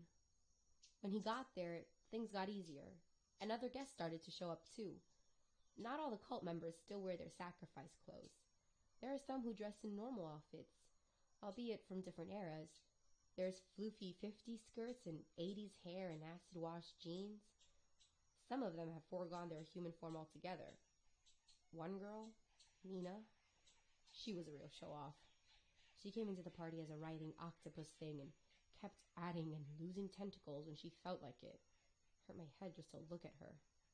The party was a little boring after all. No one could drink, and the conversation was pretty stagnant. I had at least 4 discussions about the weather on a fateful June day in 1962. As it turns out, the cult members don't actually like each other that much without the influence of a deeply charismatic leader and lots of LSD. That's the main reason they haven't bothered to talk to each other since they died. I tried to talk to the cult's old deputy about my death, and the cult and their death, but he didn't even open his mouth.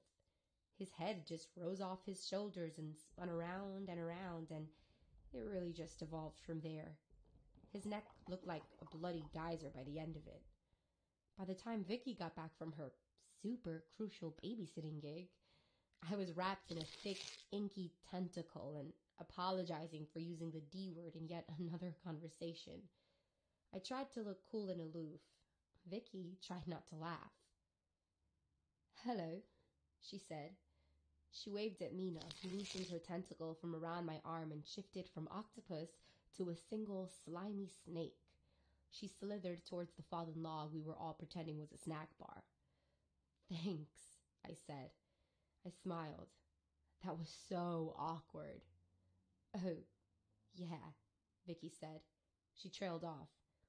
"Mina, she's my ex." I didn't know what to do but blink. I mean, seriously?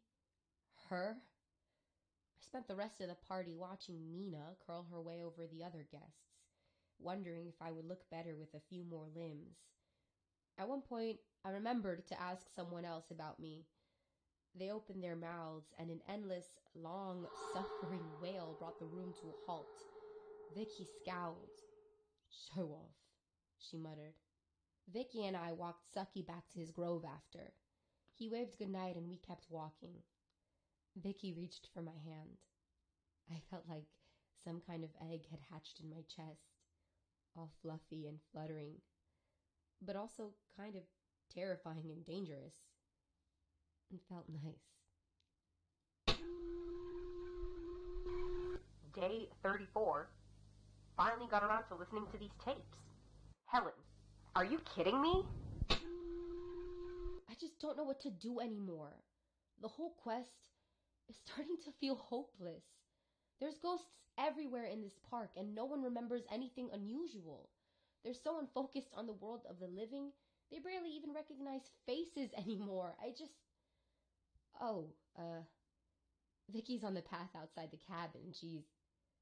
Would flailing be a mean word? She's flailing, like in my general direction, and trying to get my attention, I guess. What is it? Oh, whatever. I'll be right back.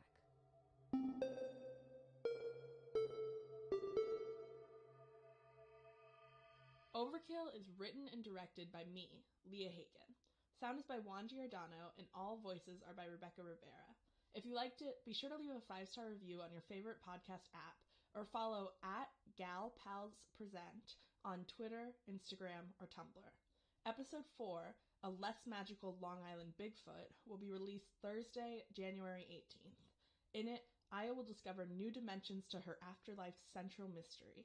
She'll also act like kind of a dick. Thanks for listening.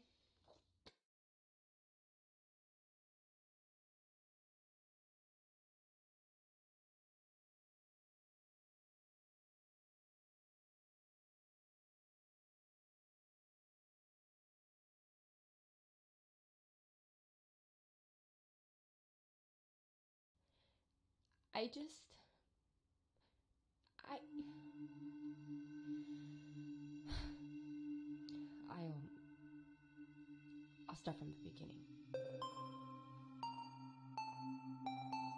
Vicky pulled me out of the cabin and into the woods.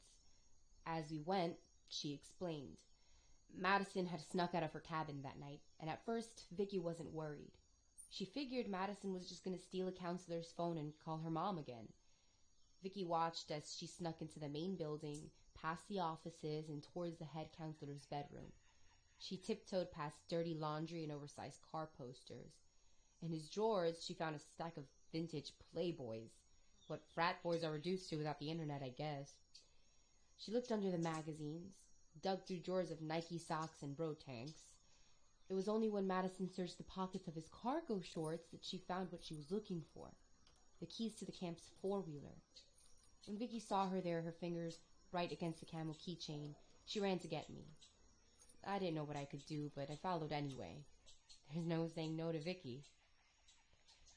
We found Madison on one of the park's winding paths, her headlights shining against the dark wall of trees. She was pushing the ATV hard enough to send her wheels airborne every time she hit a bump. She wasn't wearing a helmet, and when she whipped around the corner, her wheels skidded briefly off the road. Vicky and I both gasped, and Madison turned back, her mouth open, her eyes wide as DVDs. The ATV kept whizzing forward, but her gaze was locked, her eyes narrowing, her mouth tightening into a rigid line. She was looking right at me. I froze. Vicky kept racing after the ATV, her bell-bottoms blowing in the wind.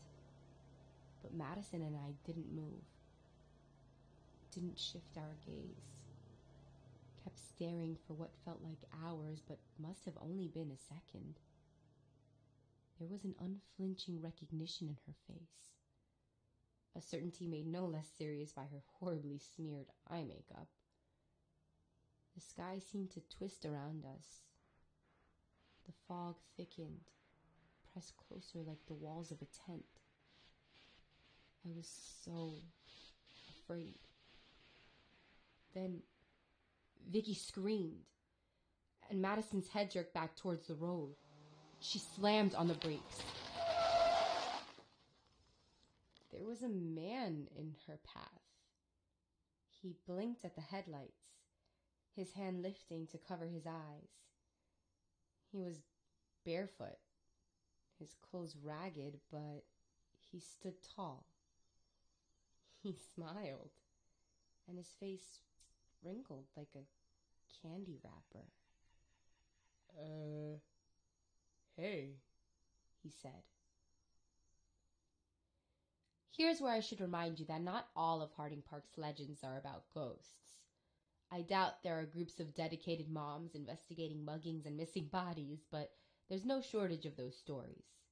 One of those stories is about the Harding Park hermit. There isn't much to say about him that the name doesn't tell. There's tons of homeless people living in the park, especially during the summer, but the hermit's different. He's been here for decades. He's like a less magical Long Island Bigfoot. He lives in the woods and shows up once every few years, usually in unrealistic circumstances. He knows the park better than anyone, well enough to avoid even us ghosts, who spend our whole afterlives here. Until today, I didn't know if I believed in him. I do now. Madison stayed quiet when the hermit stepped towards her. Don't worry, he said. I won't hurt you. Next to me, Vicky scoffed. But I don't know. I kind of believed him. There was something about his eyes, maybe, or the way his mouth moved. Something not gentle, but trustworthy. Madison reached to reverse the ATV and he shook his head. Slowly, he reached a hand into his pocket and pulled out a switchblade. Madison flinched and he dropped the knife on the ground at her feet. Take it, he said. Madison tilted her head. Then carefully she leaned over the side of the ATV and grabbed it. She clicked the blade out and pointed it at him. He put his hands up, but his gaze stayed steady. I'm not what you're scared of. Madison stared at him, unblinking, and he stared back. Then slowly, his eyes shifted to my face. He didn't react. He didn't make a sound. But there was certainty in his eyes. The same certainty I had seen in Madison's just seconds ago. He saw me. He knew me. Next to me, Vicky's mouth fell open. I moved closer to the hermit, watching as he turned back to Madison. I know what's happening to you, he said. Madison flinched. He continued. I want to help. Madison shook her head, her eyes fixed on the handlebars. Behind me, Vicky smacked my shoulder. I was like, what the hell? But the living didn't seem to hear me, nor did they react to Vicky, and thankfully, didn't hit me again. She spoke instead. It's him, she said. Her skin paled into transparency. It's the priest. If I'd needed breath, I would have lost it. The priest, the man who'd led the cult to their doom, and he was the Harding Park hermit. It was the kind of lead I could only have dreamt of. I mean, here was a man who has literally been present for every significant moment in the park's history, and he was right in front of me, giving weirdly vague advice to Madison. And here was Madison, literally the one person in the world who could help me ask questions to an actual living human. I couldn't help it.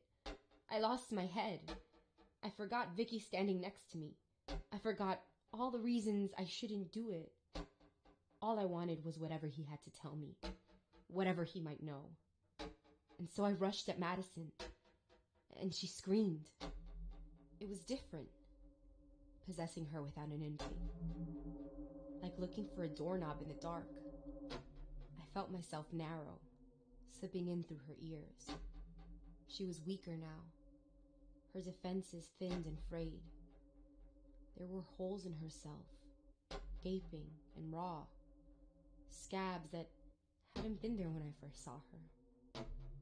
I laid myself over them and opened her mouth. The hermit stepped back. You shouldn't be here.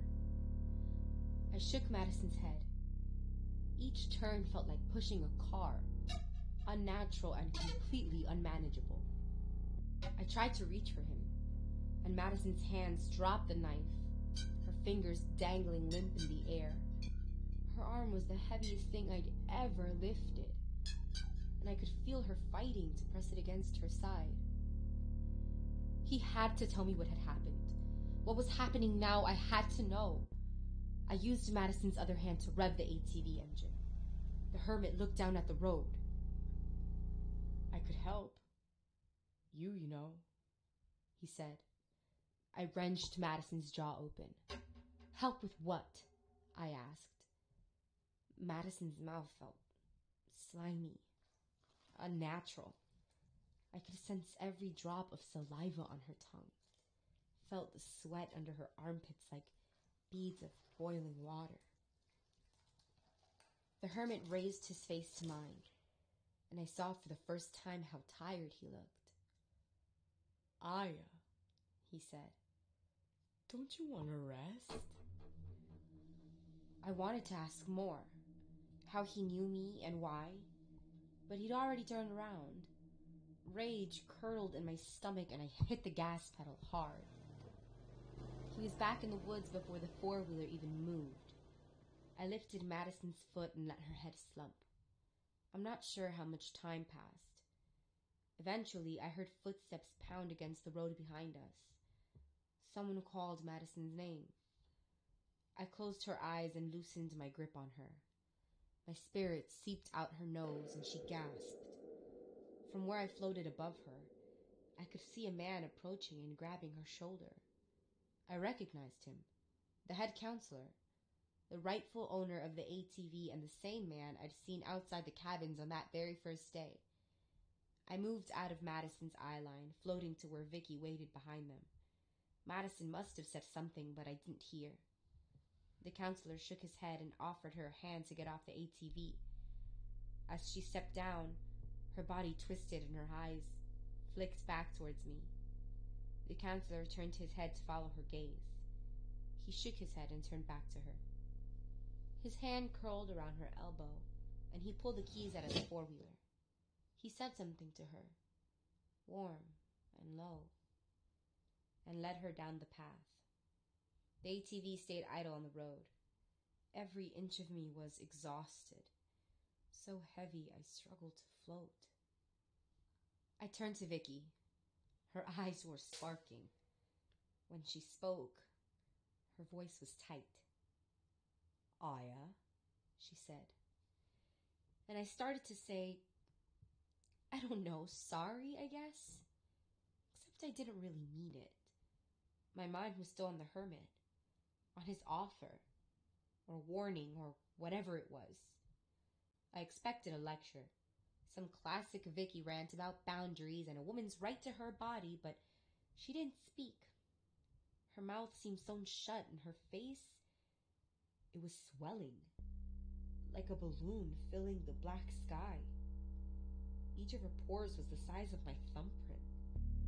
Her legs shot up towards the trees, and her torso stretched to match it, pulled like taffy towards the stars. In that moment, I remembered how old she was. Ancient, almost. Then her body jerked back down to my level like a glitch, like a disc skipped, and she had her normal proportions back. She took a deep breath, and when she opened her mouth, inside was just a deep, empty black. No tongue, no tonsils, just endless void. I felt a turning where my stomach should be. And I knew. This wasn't about Vicky and her overeager rants. It wasn't even about Madison. It was about me. Because that's what I'd done. Made it about me. And it meant nothing. I was no closer to anything. Vicky shook her head, still silent. "I'm sorry," I said. This time I meant it. But Vicky had already left. This is Helen from MAG, Mothers Against Aliens and Ghosts. This is day 35 of our investigation into paranormal activity at Harding Park off Wrangler Road. The time is 4:25 p.m. The tapes are fully loaded and waiting an EVP response. Is anyone present? I'll be back tomorrow. So, here's how I figured it out. I went to Dead Man's Slope, just like Vicky had been telling me to all along. The slope's up high, obviously, only reachable from one of the park's most advanced hiking paths. To die there, you have to really want it. You have to work for it. Once you get there, though, it's easy. Just one step too close to the cliff's edge and you're done for. As I floated up the path, fear built like a brick wall in my stomach. It was like a weight where my body used to be, tying me to something for the first time since I died. I crept forward, up the hill. My anxiety wrapped tighter around me, and I broke through the tree line. And I was there. It was actually kind of beautiful. The trees broke into a scraggly field, which broke into clumps of loose dirt. The dirt gave way to the river, whose green water ran around and over a series of boulders. I could understand why someone would choose to spend their last seconds there. I sank onto the ground. My fingers tried to dig into the dirt, but they just phased uselessly through it. And then I remembered something. Something from life. My sneakers, coated in dust, struggling to stay still on the tilting dirt. My breath vacuumed out my throat. Fear. In the present, dizziness choked me. It was like I could feel myself falling. I imagined my body, limp, careening into the water. In that moment, I was certain there was no conspiracy, no massive, unnameable mystery. There was just me, alone, unable to even touch the ground that killed me. And then Vicky showed up. Her paint-splattered bell-bottoms filled my eye line, floating a half-inch above the ground. I didn't look up. "You were right," I said. She stepped forward but didn't acknowledge my apology. In that moment, I couldn't imagine anything making it better. I thought I would just sit there, miserable for the rest of eternity, like all the other sad sacks dragging their way across the park grounds. But then she said my name. I could hear her smile when she said, "It's not all bad." and her voice, it was different, deeper, and heavier, and also noticeably not British. I looked up. My eyes skimmed over her tunic, up her long dark hair. Then, just for a second, her corset flickered into view. Her skirt poofed around her hips. Then her eyes locked, and her dress shifted. The corset stretched into cheap cloth, shirt buttoned up to her neck. Her skirts were now practical trousers made of some thick fabric. Scruff sprouted along her jawline. She was Vicky, same as always. Her hair cropped close and her Adam's apple prodding at her throat, sure, but still Vicky. The mist held her tight, curling in her ears. She closed her eyes and it wrapped thick around her face. Her outfit slipped back into a nostalgic 12th grader's Halloween costume. Or, she resumed to being a very fashionable ghost. I stood up. My chest felt warm, tight, irrepressible. The mist was smooth against me. I lifted my hand to cup Vicky's cheek and she turned towards me, her lips pressing against my palm. Looking at her, looking at us, I realized, for the first time, that the mist wasn't just surrounding us. It was holding us, tightly, like a lover. I blinked, and that's when I knew. I told Vicky that I would be back as soon as I possibly could, and I ran here, through this fog, this thing that I thought was the veil, but that's not what you are, is it? You're somebody. Something. I came back to this shed, this church, this surveilled place, this famously haunted house. I came back to hear from you. So, let's talk. Overkill is written and directed by me, Leah Hagen. Sound is by Juan Giordano and all voices are by Rebecca Rivera. Episode 5 comes out February 1st. In it, Aya finally starts to get some answers. In the meantime, you can follow @GalPalsPresent on Twitter, Instagram, or Tumblr for more information on all of our projects. Thanks for listening.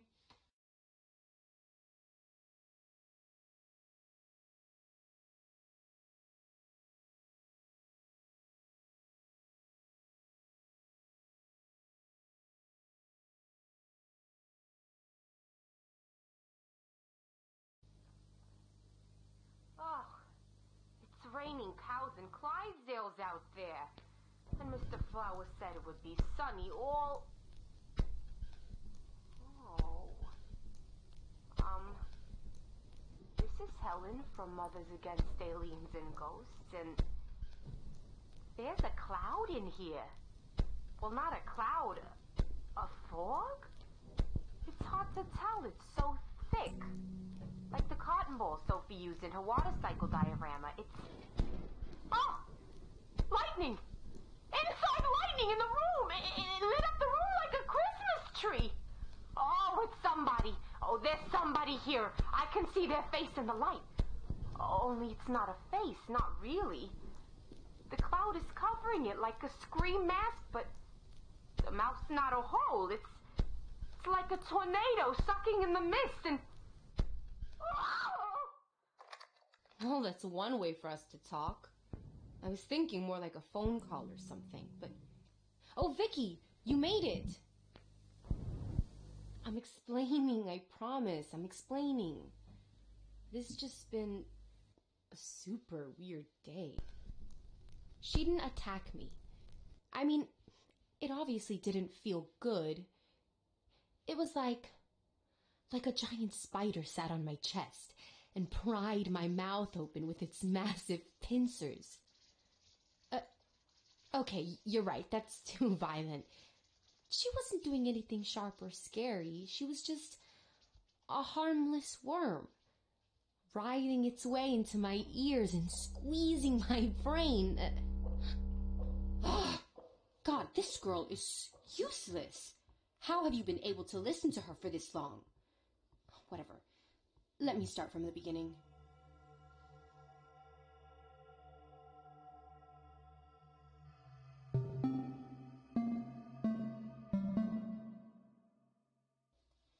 Back in the 1700s, there was this girl, and she was like the most beautiful, perfect, everything.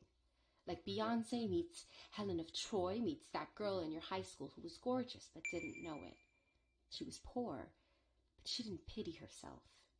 She already knew she was special, meant for more than twirling on some dude's arm. After all, she had more than looks. She had sight. See, this woman, this spectacular psychic stunner, she could see things that other people couldn't. She saw dead people mostly, but other stuff too, like auras. She wasn't like Madison, just sitting around waiting for magic to find her. She knew she had powers, and she wanted to use them. Some jealous bitches called her a witch, but it's not like the girl was making sacrifices or worshipping mythical gods or anything. It was just a little floating here, a little vanishing there. Somewhere on the magical woman spectrum, sure, but not a witch. Of course, most people were too dumb to pick up on her gifts. Men fell for her because of her face, and she avoided them because they were gross and stupid. Mostly it worked, and they left her alone. Except this one guy. His name was Chadwick Fitzwilliam Harding III, but he went by Chad. Chad was nice and handsome, and always nice to our heroine. But there was something about his aura that set her teeth on edge. It was green, which would normally be nice, but on him, it just looked pukey. She wasn't into it.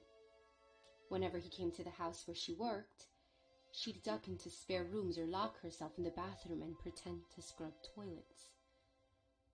Whenever his eyes were on her, she felt like a sausage roasting on the spit. And he looked at her. A lot. Enough for him to notice how she stared at things that didn't stare back. How the meals she made for herself always looked better than the ones she made for her masters, even when she cooked them in the same pot. Once, he watched her wipe a stain off her apron just by touching her hand to the fabric.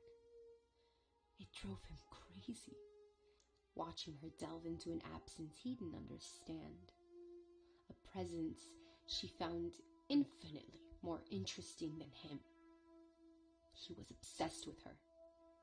And this obsession, it was about more than her looks. He knew he wouldn't be satisfied with holding her. Not when she'd always avoid looking into his eyes. He wanted to conquer her. To take all the things that made her better than him and make them his own. People always act like human sacrifice is some ancient, out-of-date thing. They associate it with so-called savage societies and pat themselves on the back for being so evolved. But sacrifice isn't over. It's just harder to see. Girls are sacrificed every day in the name of some asshole's greater good. For war, for sex, for money. In sweatshops and at weddings. In the old days, they might have had some sort of ritual or built a temple or something. Now they just stick our names on page 4 of the newspaper and move on. It's not special. It's not new. It just is. And this girl, the best and most beautiful girl who ever was or will be, she was sacrificed too. Chad thought he would gain her sight and lose only her life, but he never did understand much. She was so much stronger than him. And when she was scared, she was stronger still. He succeeded in knocking her out. He dragged her unconscious body to a shed in the middle of his family's land. But when she woke, she broke hell open. She screamed, and the windows shattered. She pulled against her binds, and the wood peeled off the walls. The door swung open and slammed shut. But no one was around to hear its thudding. Chad was scared.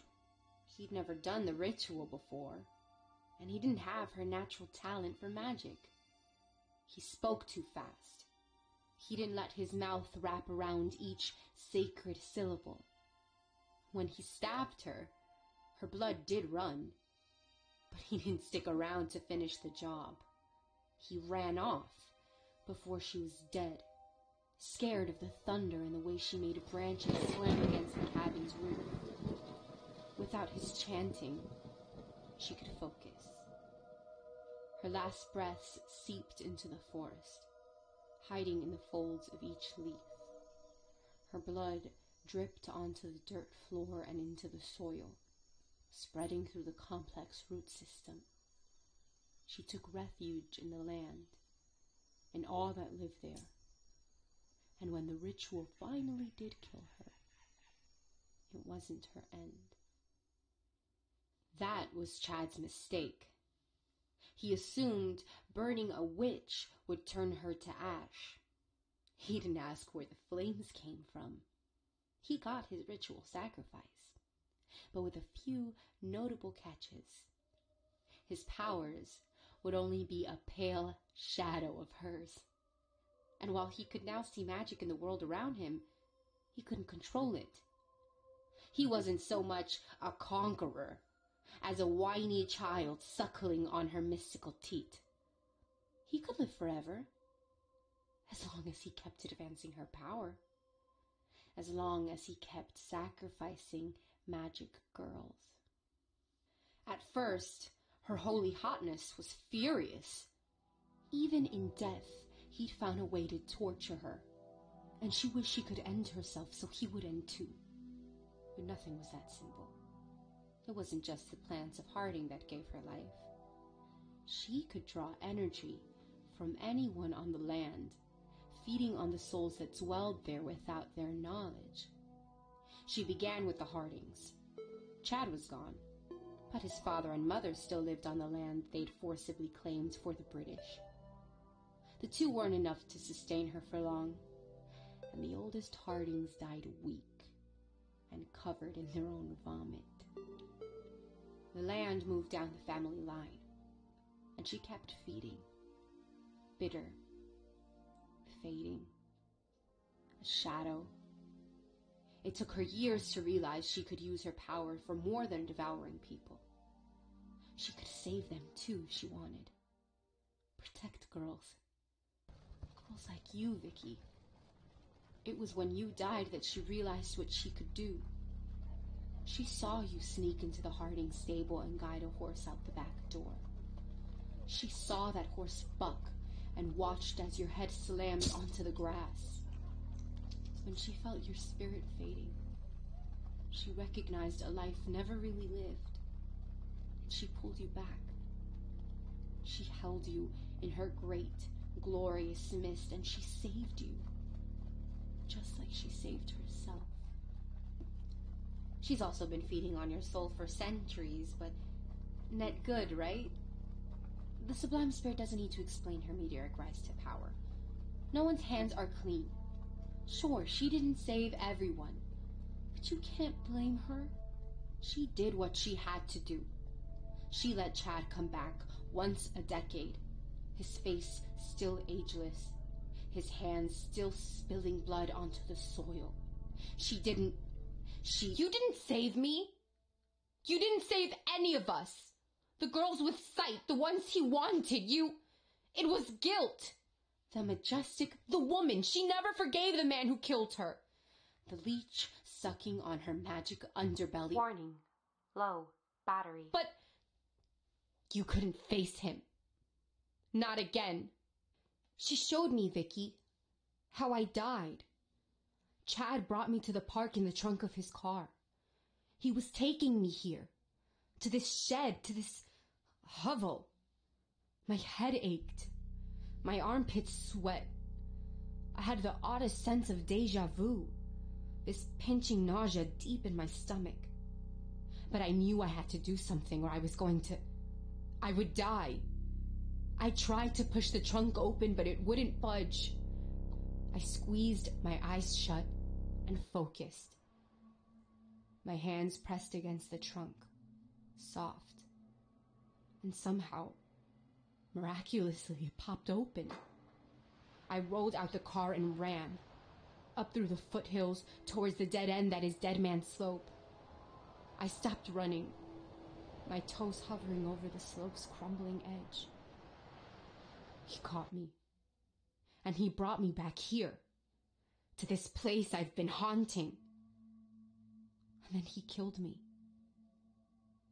My body was found in the river, without any stab wounds. My flight must have given him the idea for the cover-up.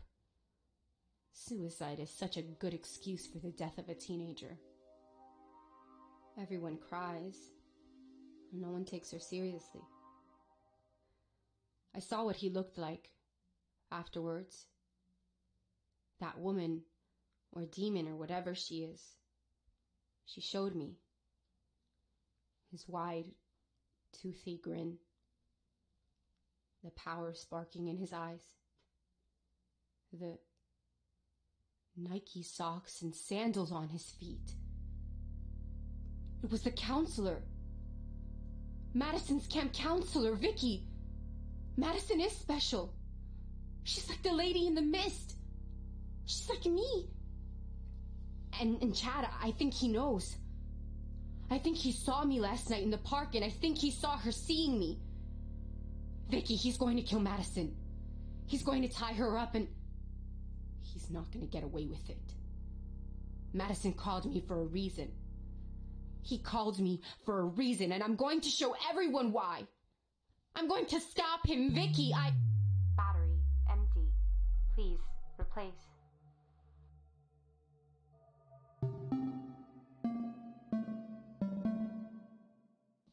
Overkill is written and directed by me, Leah Hagen. All voices are by Rebecca Rivera, and sound is by Juan Giordano. On February 15th, we'll be releasing episode 6, Where Shit Hits the Fan. It's the last episode of season 1, so be sure to let us know what you've thought of the show so far. Thanks for listening, and don't forget to follow us at Gal Pals Present on Instagram, Twitter, or Tumblr. Have a nice day.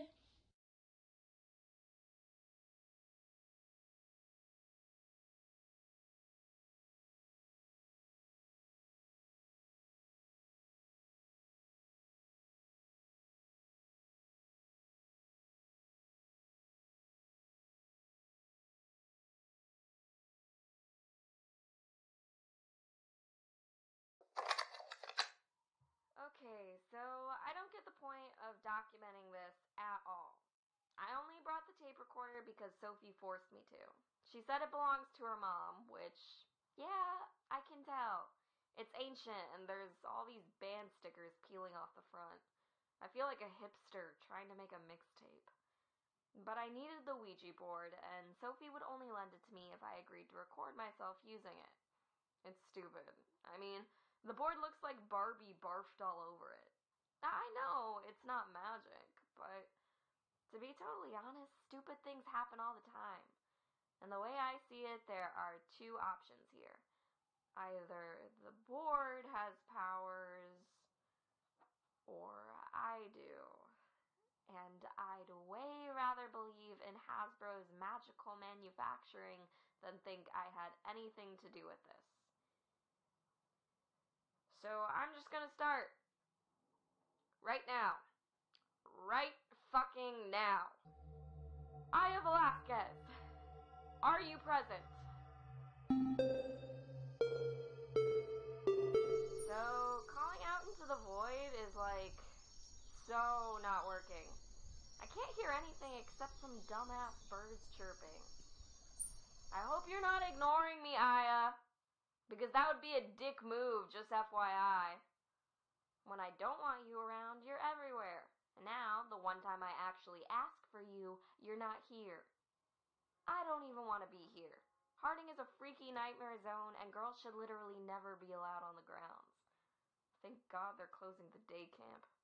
I guess finding out that your head counselor is a literal serial killer will do that. Ugh. I don't even like thinking about it. My mom says he's never getting out of jail. Not ever. And my dad said he'd shoot him if he came for me again. And my parents have been super weird ever since the whole attempted murder thing. And my mom is even, paying attention to me, but I'm sure she'll be back to her usual self in a week. Until then, I'm trapped in the house. I had to climb out the window to call an Uber just to get here. And then I had to follow the caution tape up to this shed, because obviously I didn't remember how I got here the last time. Consequences of being knocked out by a homicidal fuckboy. We were walking along the path, heading back to camp, and then he hit me. Honestly, it was kind of a relief. Blacking out was a vacation after the complete mindfuck that was my camp experience. But then I opened my eyes, and the nausea was back again. And I was tied up. Counselor Chad stood in the corner, lighting candles in a weird shape. I didn't want him to know I was awake, so I held my breath. I tried to wiggle out of the ropes, but they wouldn't budge. There was so much mist in the room. And for a second, I thought he must have brought a fog machine or something. Then he walked up to me. He smelled like a mix of incense and Axe body spray, like my brother's room after his friends come over. He touched my face, and it was super gross. I wanted to bite his palm or something, but I was worried the freak would get off on it. I didn't know there was anything supernatural going on. I was just afraid. He started chanting in some gibberish language. It was kind of like English, but only parts of the words. Later, the cops said it was Latin, and that the concrete I was kneeling on was some sort of weird makeshift altar. The hand that wasn't covering my mouth rose into the air. Chad was holding a knife. A big, old, blood-stained knife. It was your blood, according to the labs. Yours and another girl's too, and a couple others who they couldn't find in the system. And it was almost me. I almost became a bloodstain. Staring at that knife, waiting for him to get all stabby. I was sure I was gonna die. Sure of it. And I didn't have one of those cheesy near-death experiences where you see a bright light and become a better person or whatever. I didn't feel at peace. I just felt mad. A little sad too, but mostly mad. And I started to do something, but I have literally no idea what.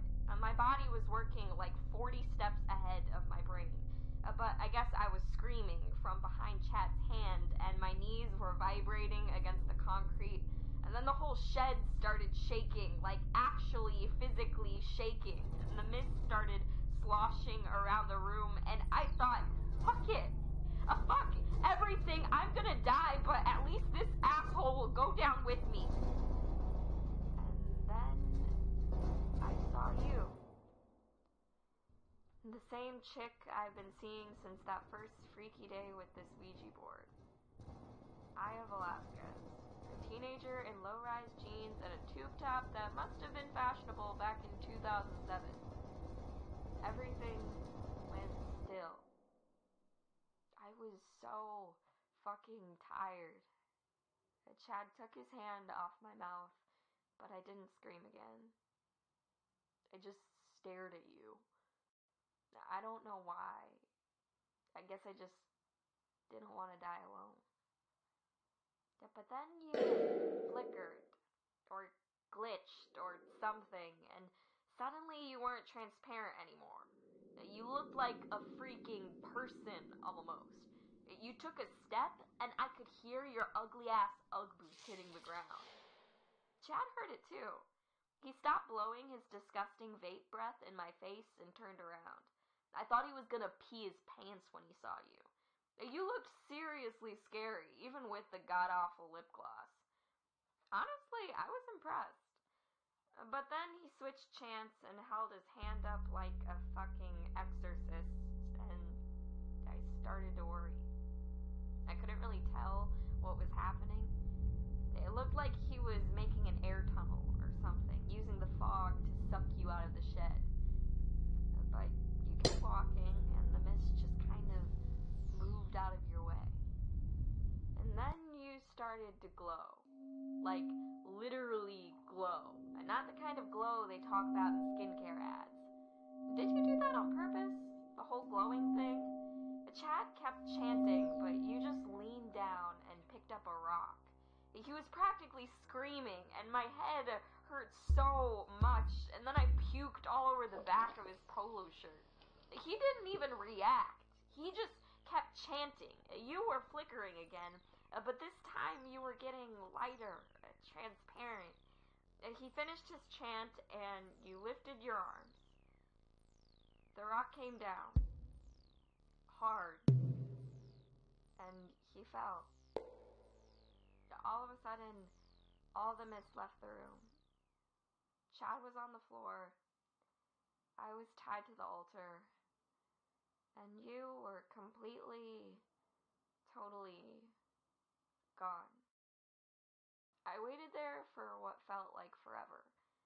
I have no idea what happened. I don't even know if you're still around, or if whatever Chad did actually worked and you've moved on or whatever. I don't even know if any of this is real. Eventually, somebody came banging on the door, and it collapsed. It was the homeless man, the one I'd seen on the path. His name's Richard. He untied me, and then he used the ropes to tie Chad to the ground. Then he walked me back to camp. And when the cops came, they were all suspicious of him, which, big surprise, the police missed the point. I told them it was all Chad's fault, that he was the one who'd kidnapped me and tried to fucking murder me. They went and found him in the shed, and they took him away. I saw him at his first court date. He looked old, like really old, way older than he's seen before. And Mom cried, like, the whole time. She still can't believe what happened, and she doesn't even know what actually went down. I told everyone that Richard knocked Chad out and saved me. And my dad gives 20s to homeless people on the street now, so I guess something good came out of all this. But even though Richard was super nice, I know he wasn't the one who saved me. You did. A fucking ghost saved my life. And I just want to know if you're still alive, or after alive, or whatever. I feel responsible, I guess. And more than anything, I want to say thank you. Because manners, or whatever. And also because I really, really like being alive. And no offense, I'm sure death is great too, but you know what? Never mind. This is so stupid. There's no one here. I'm gonna get up. I'm gonna get up and move on and forget any of this ever happened. I'm gonna leave Aya Velasquez. Can Can you hear me? I'm calling for you, or summoning you, or whatever the fuck it is I'm supposed to do here. Come here! Aya? Oh my god. Oh my god. I'm here. Well, I'm not alive, but I'm home. Hello, home. Hello, disgusting dirt floors. You know, I threw a party in here once. It was fun, I guess. Well, no, actually, it wasn't. I blame the ugly wallpaper. Looks like someone's grandma vomited up potpourri and it just ruins the vibe. Excuse me. Are you done with your fucking monologue? Oh, yeah, of course. I'm sorry, I'm all over the place. Hi, Madison. How are you? Good? Really? No, not really. Did you even listen to anything I just said? I think so. I mean, give me a break. I basically just woke up. Or maybe woke up isn't the right word. I just came into consciousness. I was in this weird in-between place where everything is just light and color. I've been there before. It looks kind of like a bath bomb dissolving in water. I was there and then I was here, floating in the forest, my toes phasing through the grass. I heard you shout something, and it felt like someone tied a bungee cord to my belly button. I got yanked forward up the path, through the trees and bushes and doors. I was pulled here, to you. Do you always talk like that? Like what? Like you're in some long-winded novel. Oh, yeah, I guess I do. Well, you should stop. I can't promise anything. Dead people. We're not exactly known for changing. I try, but still. Fine. So, can I ask you something? What? Why'd you call for me? Not that I'm not grateful. You just don't seem to like me. You're actually surprisingly cold for a kid. I'm not a kid. Yeah, you are. That's not a judgment. I'm a kid too. Or at least I feel like one. You feel older. You even hold yourself like a grown-up. The way your chin's always jutting out and you frown like that frown right there. But you're a kid. Is that why you saved me? No.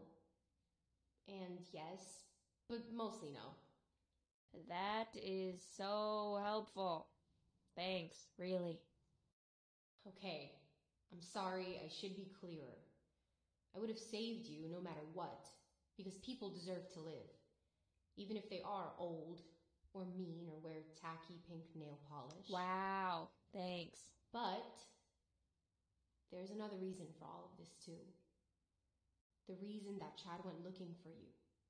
And the reason I could save you. And the reason you almost saved yourself.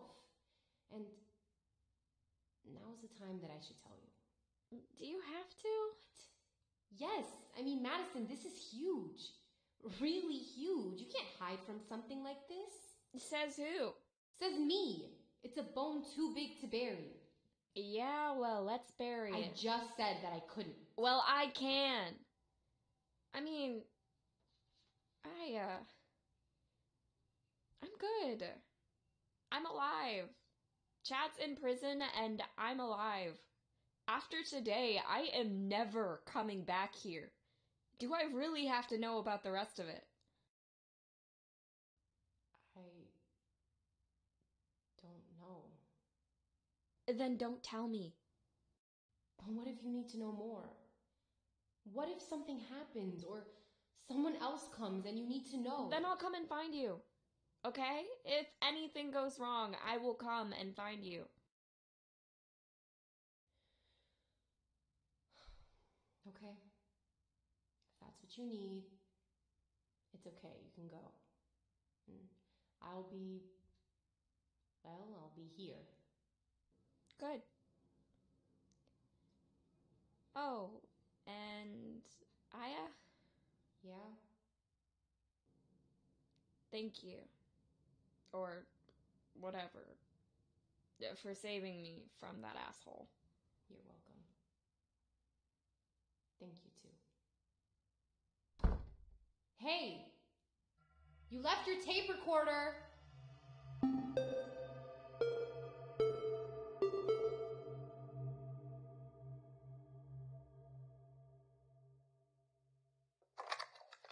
Overkill Season 1 was written and directed by me, Leah Hagen. The voice of Aya, Helen, and all our other mag moms was Rebecca Rivera. The voice of Madison was Christina Gayton. And our sound guy is Juan Giordano. Thank you so much for supporting us over the course of this season, and please continue to subscribe to this feed for more information about Season 2 and all of our upcoming projects.